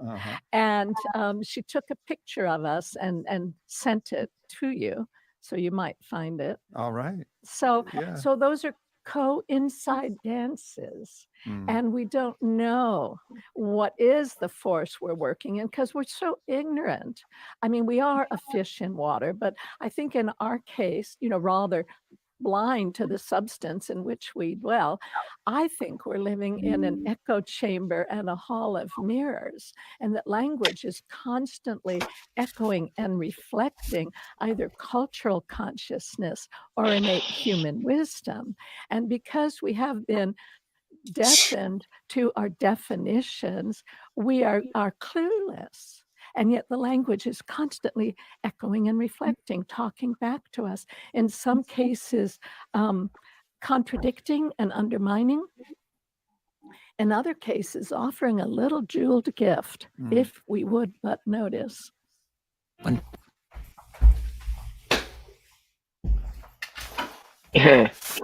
I mean, yeah, what she's saying is backed up by most of what. So, I guess, for lack of a better term, what I read in the Necronomicon, she took what our basic principles and threw a new age twist on it, threw a little bit of word salad in there, and then basically told you, look, we're just here to fuck shit up. That's all she was saying the whole time. No, really, yeah. Well, If you could please remember the language, there, Dustin. My bad. I have to interrupt. I need to run to the store. Everyone good? Yeah, we're good, Pastor. Okay. Yep. Can I pick you up anything while I'm out? That's a joke. I would love a Dr. Pepper, actually. All right, I'll pick one up. Slim Jim. How about you? I'll be right back, guys. All right. I'm getting there. Pastor. Next, Much I'll love. be packing my suitcase. So, Dustin, if I could ask you something, she claims that she ran into this guy that she's on pure coincidences. These two people that work with the guy, the interviewer. Does that have anything to do with these spells or anything, or what's that about? There's no coincidence. That lady doesn't go anywhere without it being planned months in advance. Okay, that's what it was. Okay. And what about symbolism? You know, I noticed she had a dragonfly on her dress. Does that mean anything prominently towards the camera? Does that mean anything in these people who do these things? Symbolism, like the dragon. The dragon symbolizes the snake in the garden. Yeah, she had that prominently, a big dragonfly. I don't know if you guys noticed that on her. I was wondering if that had anything to do with it. And of course, she would make the 666 hand signs, that thing. She'd do that as well several times in there. What else did I notice? She mentioned that we were fish out of water. Like, what's the name of that fish god? Proverbs, do you remember? Oh, Dagon? Right? Dagon, isn't it called? Yeah, Dagon is the fish god. Okay, she mentioned we're fishing out of water, in water. She said in water, not out of water. We're fish in water. So I'm just wondering, them things mean anything, or just coincidence that they happen to be in there? They mean things, but they're probably coded. So, like, when you pick on certain things like that, they're probably, like, she probably has splinter cells out there that are told to watch this, right? And then they have a super secret coder book in the back, right? If I say this word before this word, it means this. You know what? I need to look her up. Right? I'm gonna look her up on there and see if she's a prominent figure, where she come from. But the whole purpose of her being on it, you believe, was to subconsciously let us know that they're going to tear everything down and build it back up, right? Is that what you said? Well, yeah, and like, so, and the way this works is, okay, they have plans. Like 9/11 was a plan. That plan was put into place a long time ago, right? And so there's this one person who authorized this operation, right? And they're watching these people, and these people are told to do certain things.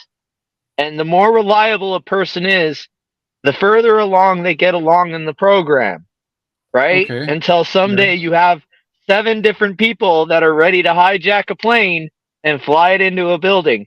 That there's no difference here. Okay? They do the spell is the chaos. The chaos is equal to the trick. These 3 things all have to be present in order for the magic to happen. Kind of like fire. You need fuel, you need air, and you need a spark.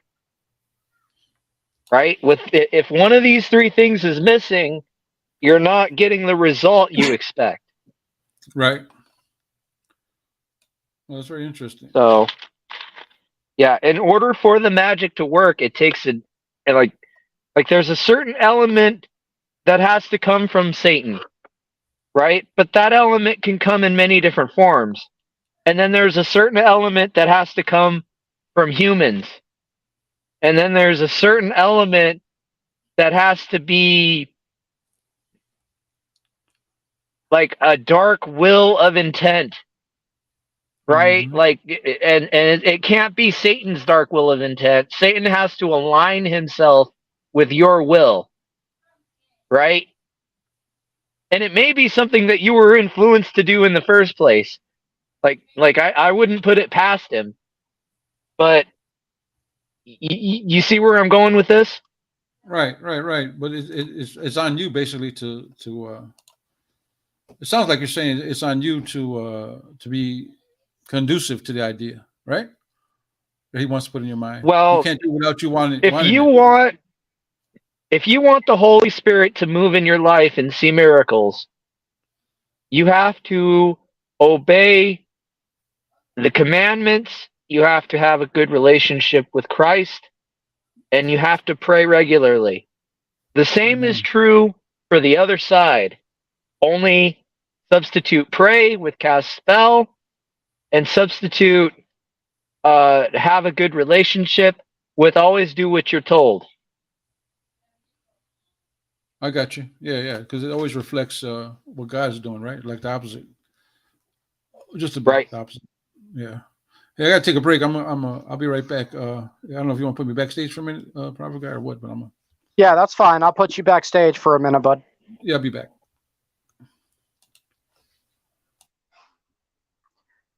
Okay, so go on, Dustin, because we're getting some good stuff here. So you're saying basically it's the same system, but just opposite.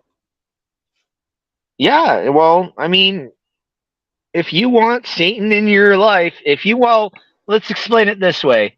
If you want to have the power over the demon that's in your life, you have to have a good relationship with Satan. It's really just that simple. Like, the Satan or the demon just because you're in possession, it doesn't mean you don't have the power to fight. See, because your will is a huge part of it. There is involuntary movement. You see a lot of people sleepwalking.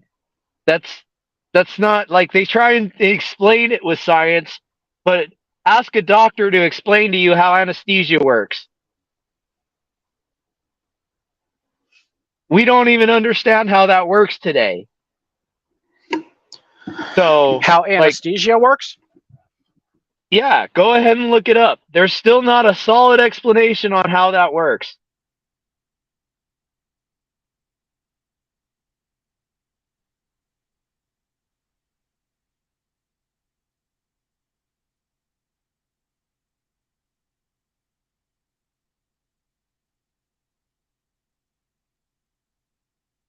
Anyway, where I was going with that is that if they don't have the ability to tell you when an anesthetic procedure takes effect, then they don't really have the ability to tell you what consciousness is in control. Right? Like, I don't know. It's a bit of a stretch. I'm trying to get you to leap, but what I'm getting at is that demon possession is a lot more prevalent than we pretend. Have you ever heard of Derek Prince?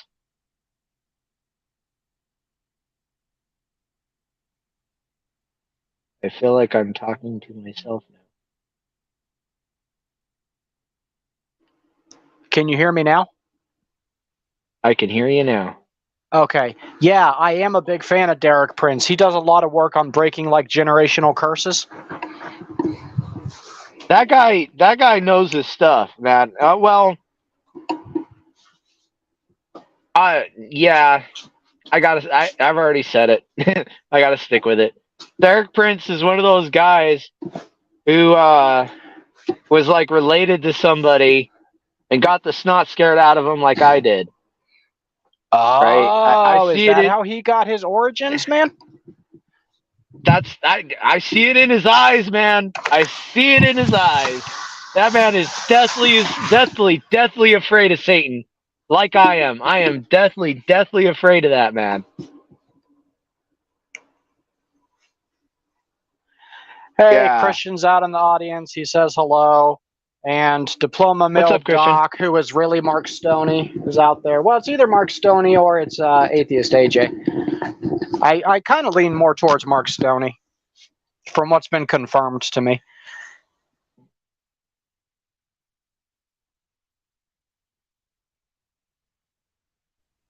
What? But yeah, what do you understand about it? What do you understand about anesthesia, there, Doc Mill? Go ahead, give us an explanation. Let's see what you have to say on the subject. That's ironic because that profile was made to make fun of Kent for claiming to be a doctor when he's not.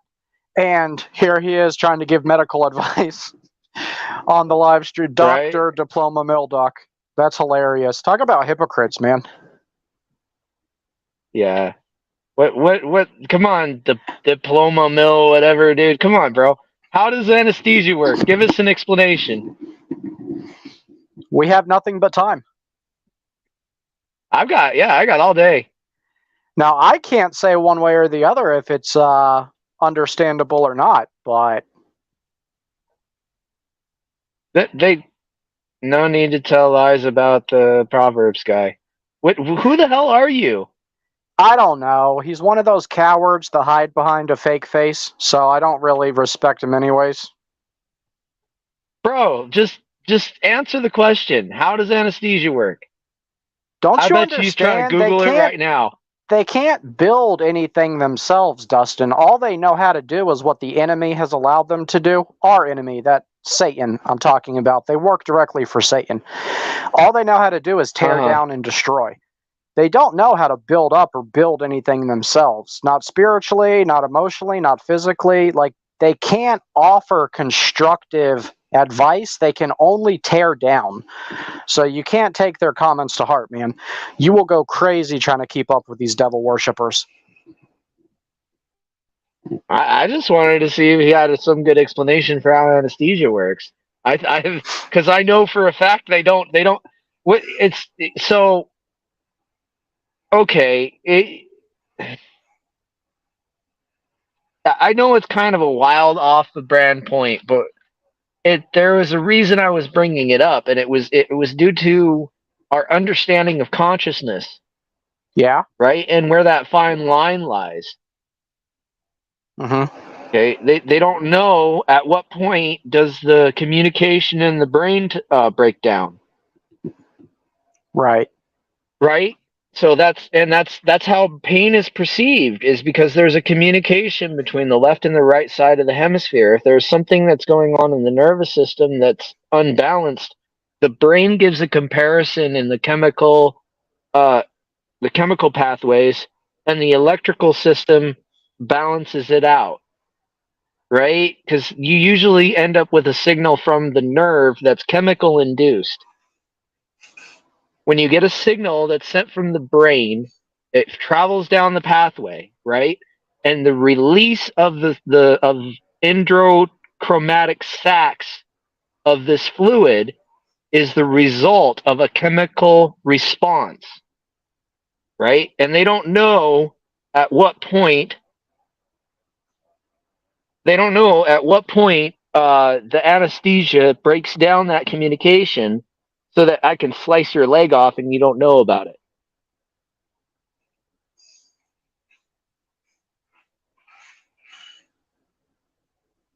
So if they don't have enough knowledge of something that they use regularly in medical procedures, who am I going to go to about a mental procedure or a mental prognosis? Okay, now I'm not saying that every single mental deficiency in a human person is Satan or a devil or possession, but I'd be willing to bet that a lot of them were caused by that. And there's no official professional that's gonna even engage in that kind of a conversation.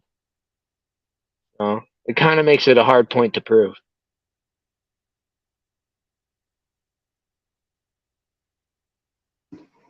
You know, here's Anesthesia my puts you in issue. his I place. can't I don't know medical terminology, and I really have never even thought about looking up how anesthesia works. So I can't confirm what you're saying as truth or not. It sounds legitimate to me. Like I have no reason to think you're lying. Does that make sense? Yeah, no, we'll see. But then you look at what diploma meant. That's a simplistic explanation. So you're saying that a person being drunk, if I was to start cutting your leg off, if you were passed out drunk, you wouldn't wake up and feel it? Like, I think you're oversimplifying the explanation there, Diploma Mill. It doesn't just put you into a state of unconsciousness. It numbs pain.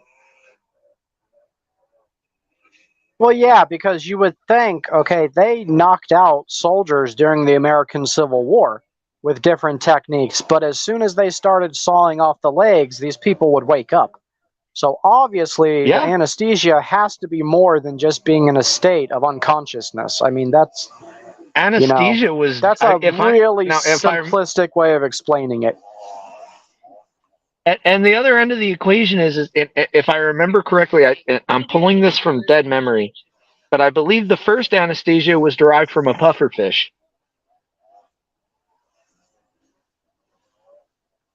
I I'm want to pulling say that that from a. sounds familiar. I know the pufferfishes are poisonous, and they have used them. I want to say they used to use it to make a poison that would slow down the heartbeat.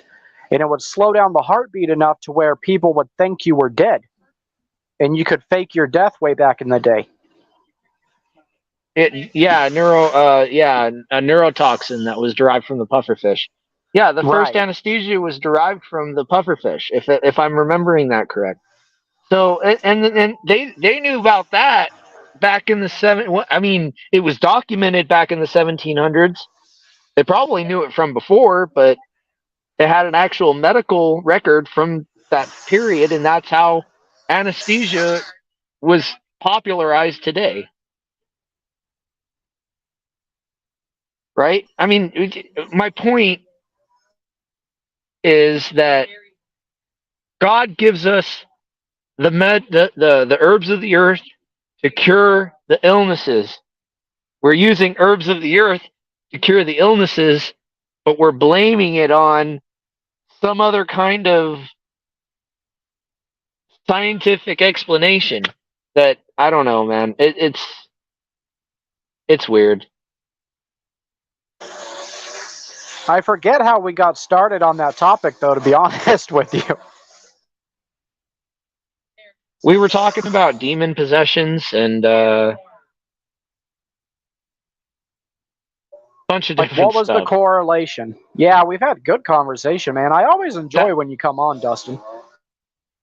That lady who was telling us about, or well, Stump was put the lady on, and I was trying to explain. We ended up going into splinter cells and consciousness. So the idea is that there's a subconscious, okay? Right? We all know that there's the subconsciousness. Okay? Right? So that lady implanted things in her little spiel there. I say that lady, but the reality is that was rehearsed. Let me just address this real quick, Dustin. No, Diploma Mill Doc, you're not blocked. I only block cowards like Mark Stoney who have agendas against Christianity and are real despicable human beings. And I also block people like Aiden who openly mock our God and faith. So as long as you don't do those things, you're safe. Go ahead, Dustin. You got the floor, bud.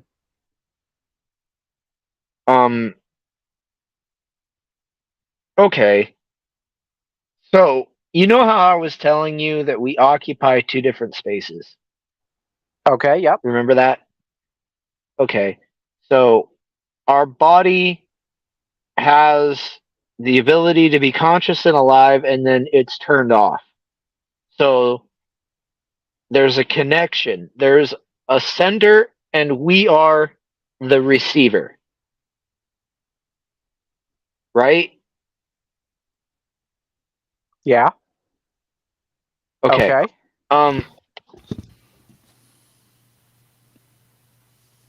When she keeps talking about the vibrational field, she's talking about, like, you and I, we're probably about 3,400 some odd miles apart. Okay? But as I'm talking to you and you are talking to me, there is electrical impulses going on inside of this phone that represents the chemical imbalances and the electrical responses inside of our brain, that allows that interconnection between the two of us that we call understanding. The reality is the connection that we are sharing on this phone allows for our two physical bodies to interact with each other, thereby creating a connection with our essence, so to speak, on the other side, no matter the distance, like string or like quantum communication. That's what she's referring to. She's taking a very ancient Hindu concept and she's putting it into a new age, hippie, voodoo kind of splat. This is like the only word I can use for that long, drawn out publicity stunt. It's interesting that you mentioned. See what I'm saying? Go ahead, Stump. No, I was saying it was just interesting the way you mentioned the internet, because when we were talking about the Trinity, and the way I understand the Trinity, that's what came to my mind is how this internet works, right? And probably to give away one of my things for tomorrow is like, for instance, right? I'm here, right? This is me. The internet you see me on is like I would equate, just to try to give us a real life experience, the Holy Spirit, right? It goes out, it could go out everywhere, all around, whoever wants to see it. Then now this is my word, right? And it's all me. It's all me.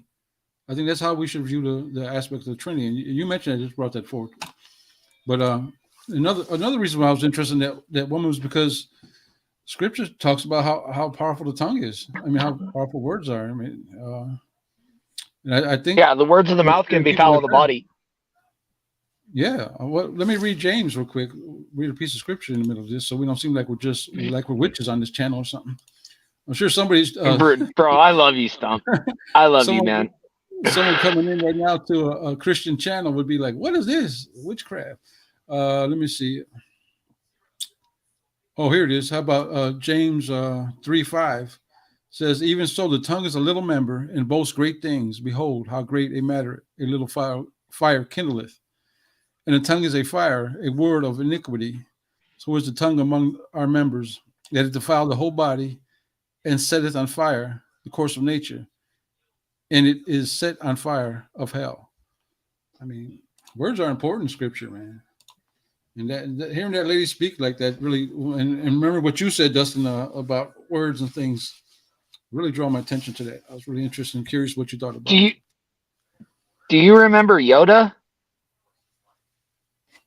Star Wars Yoda from Star Wars? Yeah, Star Wars Yoda. Go back and listen to his words sometimes. Okay. I never really saw that. What does he do? Speak gibberish? Well, he jumbles his words, but if you go back and you listen, the whole time he's casting a spell. I can believe that. The whole time. I can believe that. Probably a spell to make you watch that movie over and over. I was never a fan of it, but I know people who love that movies. They'll watch them over and over again. So yeah, I don't know if that was a spell or not, but I could see that possibility. Or some crazy stuff. Bibbidi bobbidi boo. Yeah, so they do that kind of a thing, bro. What is that from? Like they're trying to. That was from Cinderella. Cinderella. Yeah, Cinderella. Yeah, Cinderella. Yeah, so we know that Disney's not exactly pure like they say they are. They're part of all that, right? casting spells and all that. Oh, Disney's the 33rd degree Mason, bro. Yeah, they have clubs called. Yeah. Yeah, Disney's always been bad. Disney. Because what was it recently? Something. I can't remember. Disney is a wicked corporation. You know, something they did was outrageous. I forgot what it was. Like totally outrageous. I forgot what Disney did. But whatever.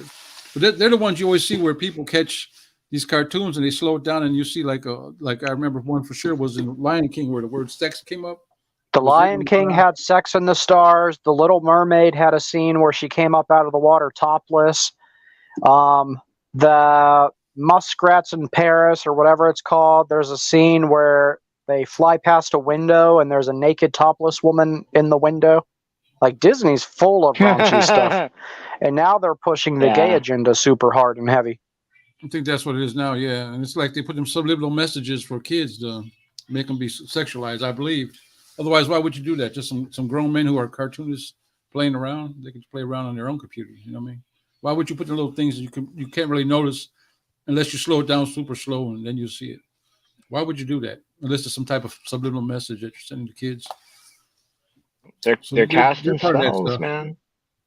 Yeah. Well, they told you. What was the name of that? The mouse? What did he play? Some kind of didn't he play Mickey Mouse? I think it was the movie The Great Mouse Detectives. No, but Mickey Mouse, you know, the Fantasia. From when I was a younger kid. Fantasia. Where he was like a Merlin. He was like a Merlin. Mickey was a Merlin doing magic, and everybody thought it was all innocent, but they're probably telling you who they are. They have to tell you. It's one of the tenets of Satanism, right? They have to tell you what they're going to do because you have the choice. You can stop it, right? But if you don't stop it, then that's the same as you agreeing with it. Yeah, and I'm sure. Right. Yeah, many people who know these things too. Christians probably have their kids watching Disney Channel and all that crap. I bet you any money they do. They know what's going on. They know how evil Disney is, but they still got their kids from being pressured by them watching Disney Channel. I'm sure of it. Hey, let me explain something to you. Okay? If a person's gonna be wicked, they were wicked from the start. Okay? I happen to know this because when I saw the opportunity to be wicked, it scared me. I fundamentally on the inside am not wicked. I have been influenced to be so. Right. But when I saw the opportunity, I went running. It's just so in a catch-22 kind of way, some of those kids are going to get a look. They're going to see what the real truth is, and they're going to start running. So, it's not all bad. A lot of that stuff, like you said, is subliminal. It's like in a flash of a second it goes by, and you won't even notice it. Your mind probably notices, like they say, but you don't really notice it consciously. I know for a fact they'd use that stuff. There's no doubt in my mind that they do to try and influence you one way or the other. So, it's all about the war about your mind, right? And I think your mind is the spiritual connection to God. It's spiritual. Your mind is spiritual. Disney World, though, they've been trying to push that gay agenda for years. I remember back in the 90s, my family was part of that big Baptist boycott of Disney. I don't know if you guys remember that or if it was just big in Florida, but we couldn't watch Disney movies. We weren't allowed to support Disney or go there for the longest time. And they were doing the gay day parades even back then when I was a child. Really? That's what in the 90s? Early 90s? Yeah, dude, that was the 90s. I was born in '89, and I remember it was like 10 years old when we joined the band. I don't remember that. But you know what I noticed too? Disney's a rabbit hole. But this stuff been going on forever. Like these people that pull the stuff, they're very patient. They can wait like centuries for stuff to go through because. Well, they do. You're right. They play the long game, Stump. Oh yeah, they have no problem with it. You look at these old movies that you used to thought were cute, and you laugh at them. And half the time, there's a man dressed like a woman in it. Like almost every time, there's some man dressing up like a woman for comedy purposes. But that's all starts moving you towards the idea that this is okay. I was just watching one today with the Three Stooges, were one of my childhood heroes. And they sure enough, one of them was dressed like a woman. There it goes. I'm like, wow, never paid attention to that before.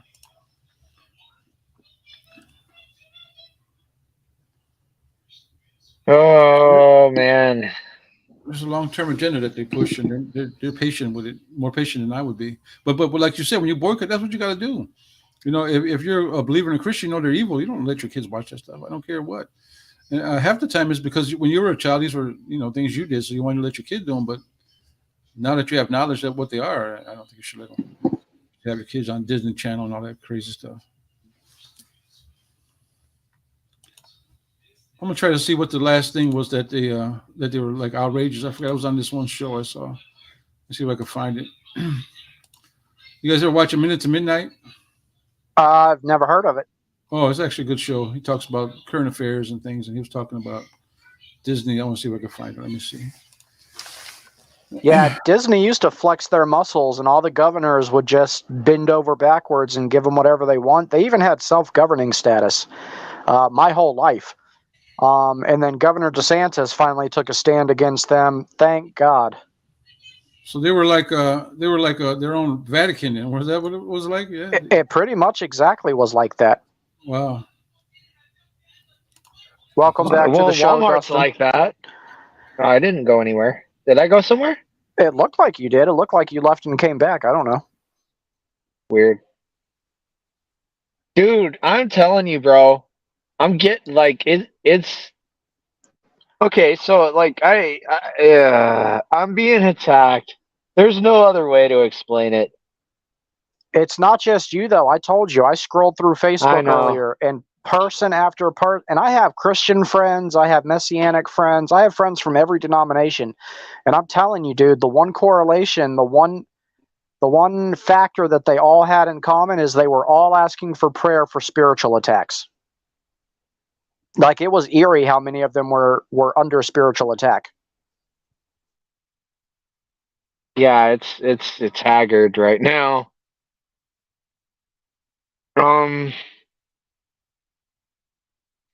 So it's almost like I'm trying to. It's hard to explain, right? Like, there's a lot of what you call witchcraft that's literally pure mathematical mechanics. Okay?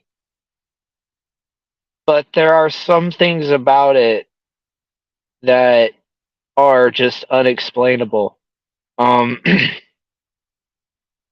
When you're in the right frame of mind, and I've seen this, there are people who can tell you like intimate details about the perfect stranger across the room. Like, you'd have to be there, I guess. It's just uncanny. I think it just shows the power of the mind, though. I mean, your mind is so powerful. I mean, I noticed just from like when I was younger playing sports, and if my mind was in the right mind frame, I could do things that were like I thought was almost superhuman. You know, I'm not bragging on myself. I'm not good at any of that stuff really good, but I enjoyed playing sports. And when my mind frame was right, I could almost picture what was going to happen, and it happened in slow motion for me, where otherwise when something might happen at regular speed. But it seemed, honestly, this is the truth. It seemed like when I was in this right frame of mind, everything would be in slow motion to me, and everything was so easy. It was easy to get to the ball when it was hit in a bad spot where no one could get to it. I could get there because my mind frame was right. I think your mind is so powerful that we don't understand it. And to me, it's a connection back to our spirituals before. That's what I believe. That's why it's strange to hear from a Christian.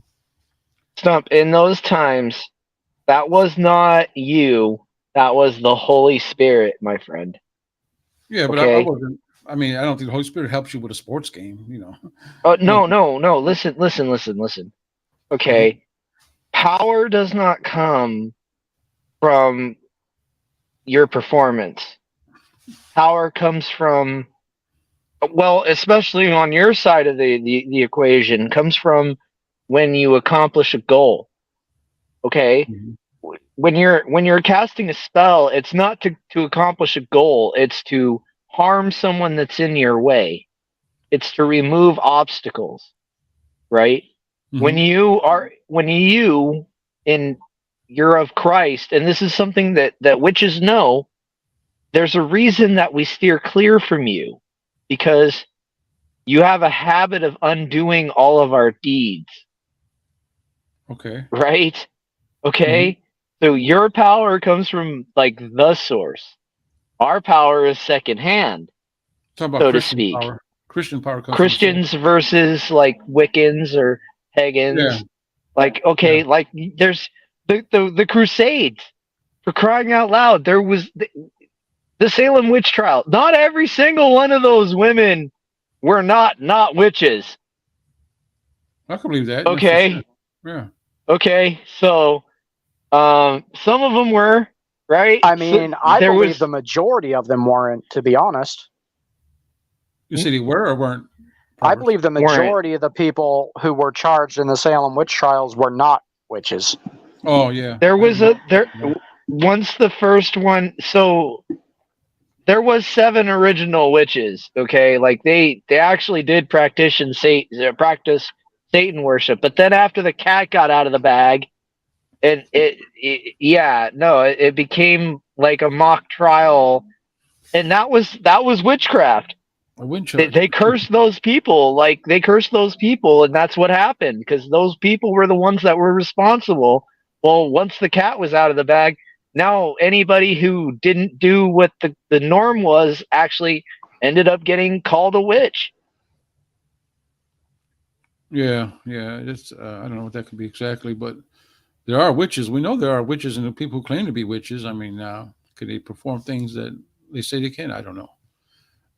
Justin, you believe that they can, and I'm trying to connect it through the mind, because what else can it be? Or well, you're saying is Satan behind witchcraft? You think? Who else could it be? Because God curses you. Okay, Satan was cursed. Satan takes what God gives them and uses it. So, I mean, if Satan is cursed, that would give me the idea that Satan has the ability to curse. Yeah. Well, I don't think witches never associate themselves with Satan, do they? Outright, like they don't claim to be Satanists, do they? They say that they don't want to be in the presence of Satan. They want to abate Satan. They put salt around their doorways to restrict Satan. Something about salt keeps him out. I thought that was for. Really? I thought that was for demons and ghosts. And Satan. There's certain things that Satan has to obey. I never heard that, salt around the door, huh? I've looked into witchcraft for some reason, maybe just part of studying scripture, but I know they do all kind of things. Like I think one of them is calling down the moon, and I know about the mirrors, whatever they do with the mirrors. I've heard about that. So there's people that believe this is real, but unless it's supernatural, it has to be. I don't understand how it could be. How could it be real? But people say it is, right? That's. If I can share, I was going to share that Disney. Yeah, go ahead. It's a book that I did. Let me share it. You guys, I'm just going to share the cover. I'm not going to share the whole video because it's long. Wait a minute, I'm in the wrong thing as usual. Share. Christian says the only person putting salt at their doorway is the 15-year-old goth girl in high school. I did always find, I don't know if I believe that or not, but I did always find it a really eerie connection that believers are the salt of the earth, and supposedly demons and ghosts can't pass through salt. I don't know. I'm not saying it's valid. I just thought that was a weird, eerie connection. Yeah, that's the first thing I thought of when you said that. That's the first thing I thought of. You guys see what the book from Disney that I was putting up? You guys see that? Screen? Not yet. Oh no! Yeah, it's up there. Yeah. Well, there you go. That's how they're direct now. They don't even try to hide it. Disney stopped trying to hide it a long time ago, man. Yeah, I Moloch spells, but yeah. I mean, you got a dragon on the cover, and you got young teens that are involved with this. So. Yes, yeah, absolutely. This is exactly how it started. Dude, look at have a their book, movies. son. Look at the movies they came out with back in the 90s. Like, look at that movie Halloween Town, all about witches. Oh, I never even heard of that. Was that from Disney? Yeah. Yeah, dude. Disney has produced so many kids shows and movies on witchcraft. I mean, going all the way back to like the 70s, I think, is when they did that first one. It was Bedknobs and Broomsticks. Oh yeah, I remember that. But you know, when you saw that, it was a cartoon, and you thought, was that a cartoon or was that real? No, that was a live action movie. Live action, but it still was kind of like cute, you know, like funny. But yeah, but if you remember, that was like the toe in the doorway. And now look at where we're at. We have these children's witchcraft books, but it started with the cute, innocent stuff, you know, the Bedknobs and Broomsticks. Right, Oh, these are good witches. Right. And you're naive. And of course, when that came out, I wasn't a Christian. I didn't have no idea what it meant to be Christian. Yeah, but they know how to. Like I said, they have an agenda, and they move slowly. They don't care. They take their time. They're very patient, little devils. They are. Unfortunately, they really are. Yeah. They're not patient. They can't sleep at night. The demon won't let them sleep at night until they get something done. Oh, I can believe that too. Some of them look pretty bad when you see them. They look haggard and tired all the time. I don't know. The ones I've seen. Yeah, look at George Soros. I've never seen a happy witch. I don't know if you guys have. I've never seen a happy witch. That lady's not happy. That lady was not happy. That lady, she thinks she's happy because she gets to go home and get high, but she was not happy. Yeah, she was interesting. The way she spelled her name and everything was interesting. Actually, that was her last name, I think. That wasn't her first name. It couldn't be her last name. It could have been. I don't know. She could have either one. It was Laurel Erico, A-I-R. Yeah, that's the weirdest name I've ever seen spelled like Erica. Yeah, it was unusual. I looked it on the internet. There's other ones too, but first time I ever saw it. So it almost sounds like a druid or a pagan name or something to me. That's crazy, Stump, because when you first spelled it, I was like, man, that almost sounds druid. Yeah, that's what it sounds like to me too, just listening to it. The power of the air. That's all we need. A Druish princess. Mel Brooks. A Jewish princess. Yeah, it's crazy. A Druish. I love Mel Brooks. That guy, he was funny. Is he still alive? Mel Brooks? No. I don't know anything about him. I don't know. He was old back when he was making movies in the 70s, I think. He was pretty old. He sure did give us some classics, man. Mighty Python and the Holy Grail. It's one of my favorite old-time movies. Yeah. He was a funny guy. He had a good sense of humor. He did. Who was the other guy? The guy with the glass? Alan. I never got him too much. What was his name? Are you talking about Gene Wilder? No. The guy who used to write movies who molested his stepdaughter. Something Allen. With glasses. You're going to have to be more specific. Yeah, what movies did he do? Bananas was one of them. Yeah, it was like off-color stuff. What was it? Not Marty Allen. His name was Allen. He was a Jewish comedian. That you guys remember him? Maybe I'm older than you guys. That's what it is. Yeah, I'm older than you guys. That's why you don't remember his name. I can't remember his name, but I mean, the thing is, though, is like with my dad, we grew up watching the older movies, the stuff that he was into, which would be your generation. Like, I didn't listen to anything but the oldies until I was like 16. Up until that point, I listened to my dad's music, you know? Yeah, he was around the same time as Mel Brooks. He'd be out with movies in the 70s and 80s. I can't remember. You remember the guy who molested his daughter? She was a stepdaughter. They had him on trial, and he was fleeing to another country. You guys just don't know him. I can't remember his name. Tom Hanks. Tom Hanks. What the heck? No. I did hear Tom Hanks had some connections to the Harvey Weinstein, or his name was Polanski. He was married to Sharon Tate. No, not him. Not him. No, Alan. You don't remember? There's so many of them. We got to weed through pedophiles here. I know Fred Allen. Who? Fred Allen. No, Alan. Steven Spielberg. Did you ever see? He was like in the 70s. He made the movie Bananas. It was called Bananas. I remember that movie. He was a real skinny. You're talking about he wears the big glasses. Right. Woody Allen. We have some Allen. really interesting guesses coming up in the chat, guys. We have Steven Spielberg, Woody Allen. It was Woody Allen. Allen. That's it. That's it. Yeah. You guys never heard of him? Well, yeah, I've heard of Woody Allen, but I didn't know he directed movies, and I think I might be thinking of a different Woody Allen. Isn't there an actor who's a Woody Allen? Yeah, you're thinking of Woody Harrelson, I think, or Harrelson. The guy who played in White Man Can't Jump and all the movies. Roman Polanski was accused. That's why he stayed in Poland. He was accused of diddling with a young girl. Yeah, so was the Allen guy. Same thing with his stepdaughter, though. I think he ended up marrying her, in fact. He actually ended up marrying his stepdaughter. Yeah. He was him and Mia Farrow had a stepdaughter from her, and he started diddling her. Yeah, okay. And he ended up marrying her. I think he left Mia Farrow and married her. That's when I knew things about movies, but I never got his humor. I didn't understand it. It wasn't funny to me. But he was real popular, and he made a lot of money, obviously. Oh, guys, I'm all packed. I just got to pack up my computer stuff. I'll do that later. I'm done.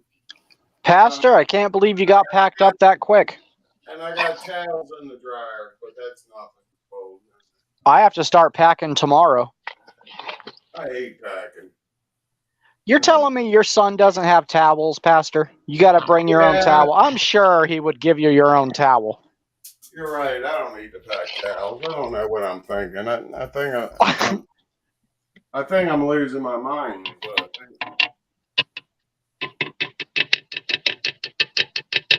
Right, that was a stupid thing to say. He'll have plenty of towels.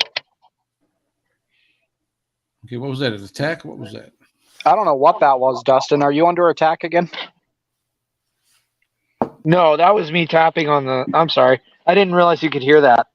My earphones are real selective on what they'll put through and what they won't, so I'll just turn my mic off. I was cleaning out my toothbrush. Pastor Chuck, Brother Christian in the chat says that we all need to band together to buy you an iPad. Wait a minute, I'm in the back bedroom. Okay. It was way off in the distance. That's funny. I love Pastor Chuck. I can hear him on the other side of the house sometimes. We would be talking on Zoom, and he'd walk way off, and he'd be like, "You can still hear me?" I'm like, "Yeah." Yeah, it's got a good microphone. Picks up everything. He does have a great microphone.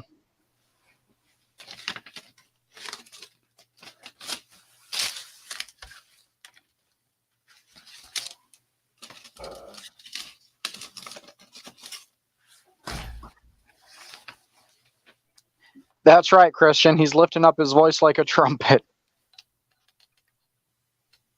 And the angels are carrying the voice.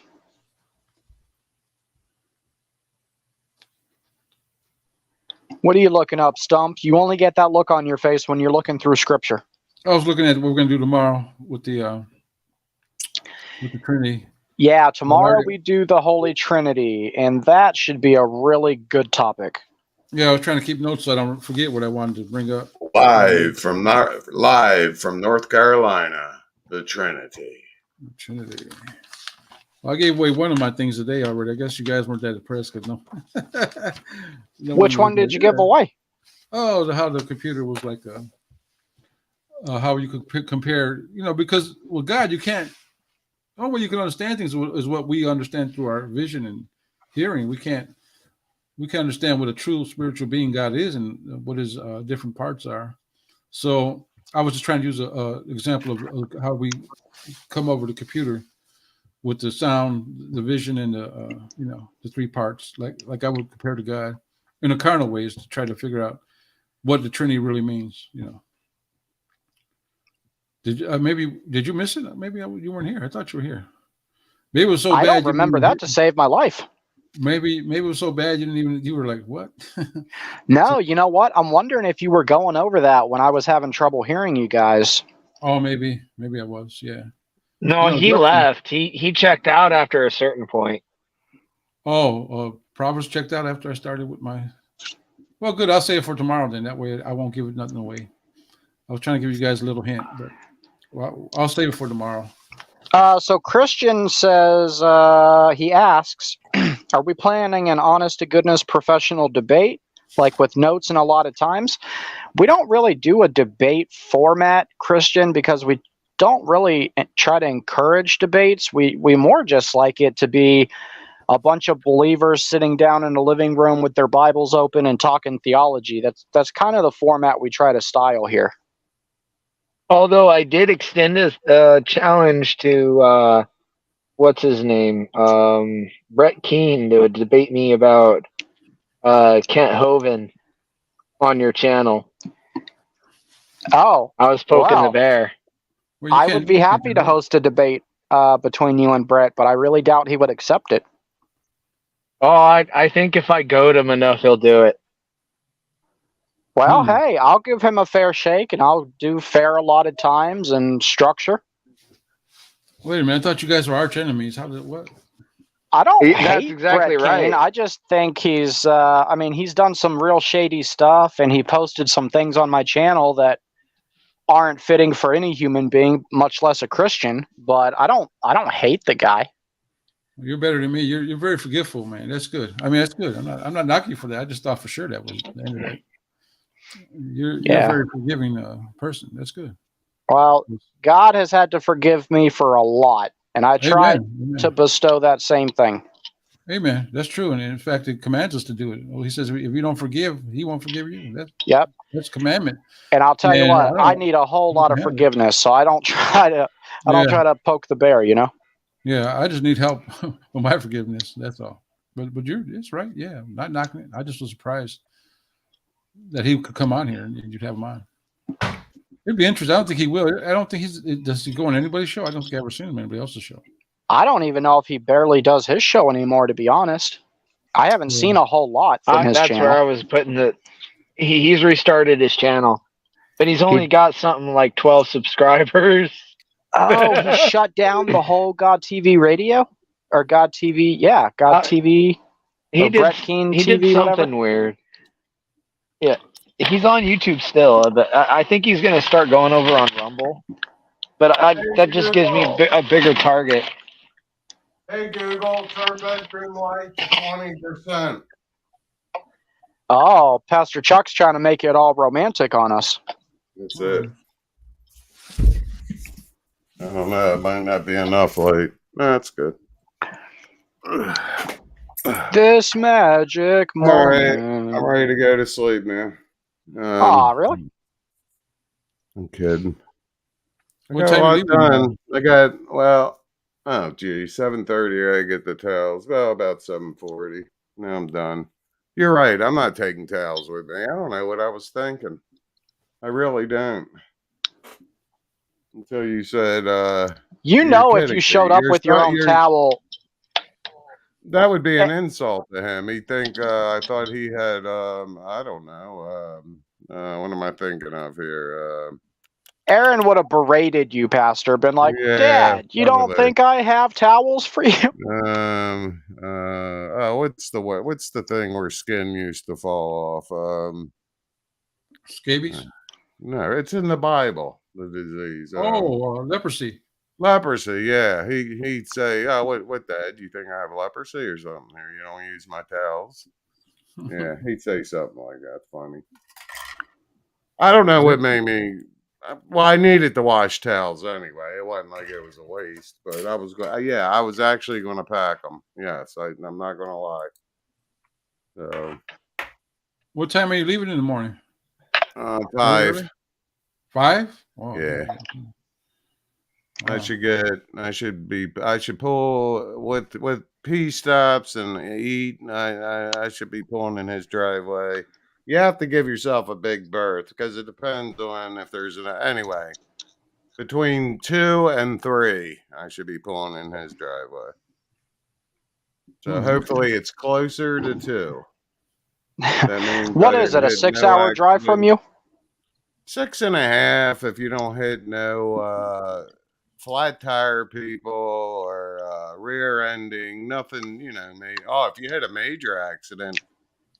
The one trip I made down there with my grandson Casey, the big tall football player, it took us 13.5 hours. They had a fatality on 95. And that even makes it longer because, you know, well, God bless the family that had to go through that. But if you have a fatality, you're there. I mean, you got to wait for the coroner and all this legality stuff for them to protect themselves. So anyway, 13 and a half hours for 6.5. It took us twice the amount of time, basically. Yeah. And you're going from Pennsylvania to where? North Carolina. Sounds congested area to me. I don't know. Yeah, it's basically 83 to the Baltimore Beltway, which is in Maryland, 695 to 95. Then it's south on 95 until, oh Lord, you're well inside North Carolina.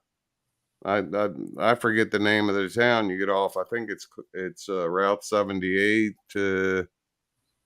Then there's back roads you're on for about 45 minutes and I'm there. But yeah, what I'm trying to say is, yeah, it's all interstate driving. Yeah. I don't know. When I went to Pennsylvania, even the interstates were crowded to me. Yeah, you got to hit it. You do got to hit it right. And it takes luck too, to be honest with you. That's the worst trip I ever had. 13 and a half hours. The best trip I ever made, me and my oldest daughter went together. And we made P stops. Don't ask. Well, we were flying now. I made it in 6 hours and 35 minutes, and that's with making stops.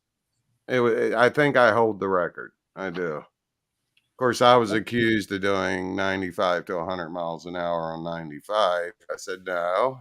I don't usually go over 10 miles over the speed limit because they won't stop you for that. Them out-of-state troopers, yeah, they want to get out-of-state drivers for big fines, but they're not going to stop you for 10 miles over. They're looking for the people doing 20 miles over. Anything 80 and above, they're looking to get. Yeah, 80 mile an hour and above. So I'll say that, and I'll get stopped for doing 77 tomorrow or something. Anyway. Just have your Google on. They usually tell you when there's a traffic trap ahead. Yeah, I do. I put all that stuff tells you. Most of the time, I've seen where they missed them, but they usually tell you. Sometimes they miss them, but it's pretty it's pretty accurate. Yeah, like you say. Of course, when you're doing 120, it might be a delay. You might pass it by the time they tell you. I noticed that a lot when I was going fast. I did do a stretch on 95. It was hardly no traffic. Well, it was the middle of the night. Yeah. And I was doing between 95 and 100. And it's just, you have a tire blowout. And I got brand new tires on my car. That don't mean nothing. A tire could still blow out. You're dead. Oh, no doubt. No doubt. You're dead. Yeah. So, no, the most I go over a speed limit, seriously. And I'll set the, I'll set the cruise control 10 miles over top, So no, I'm too old to be taking chances like that. Yeah. Now if I was driving a Lamborghini like Big Bad Mama says I drive, that's different. No, Big Bad Mama, I drive a Subaru Forester. It's a little different, not much. Yeah. Bro, I thought that was like a mega flex on that one right there.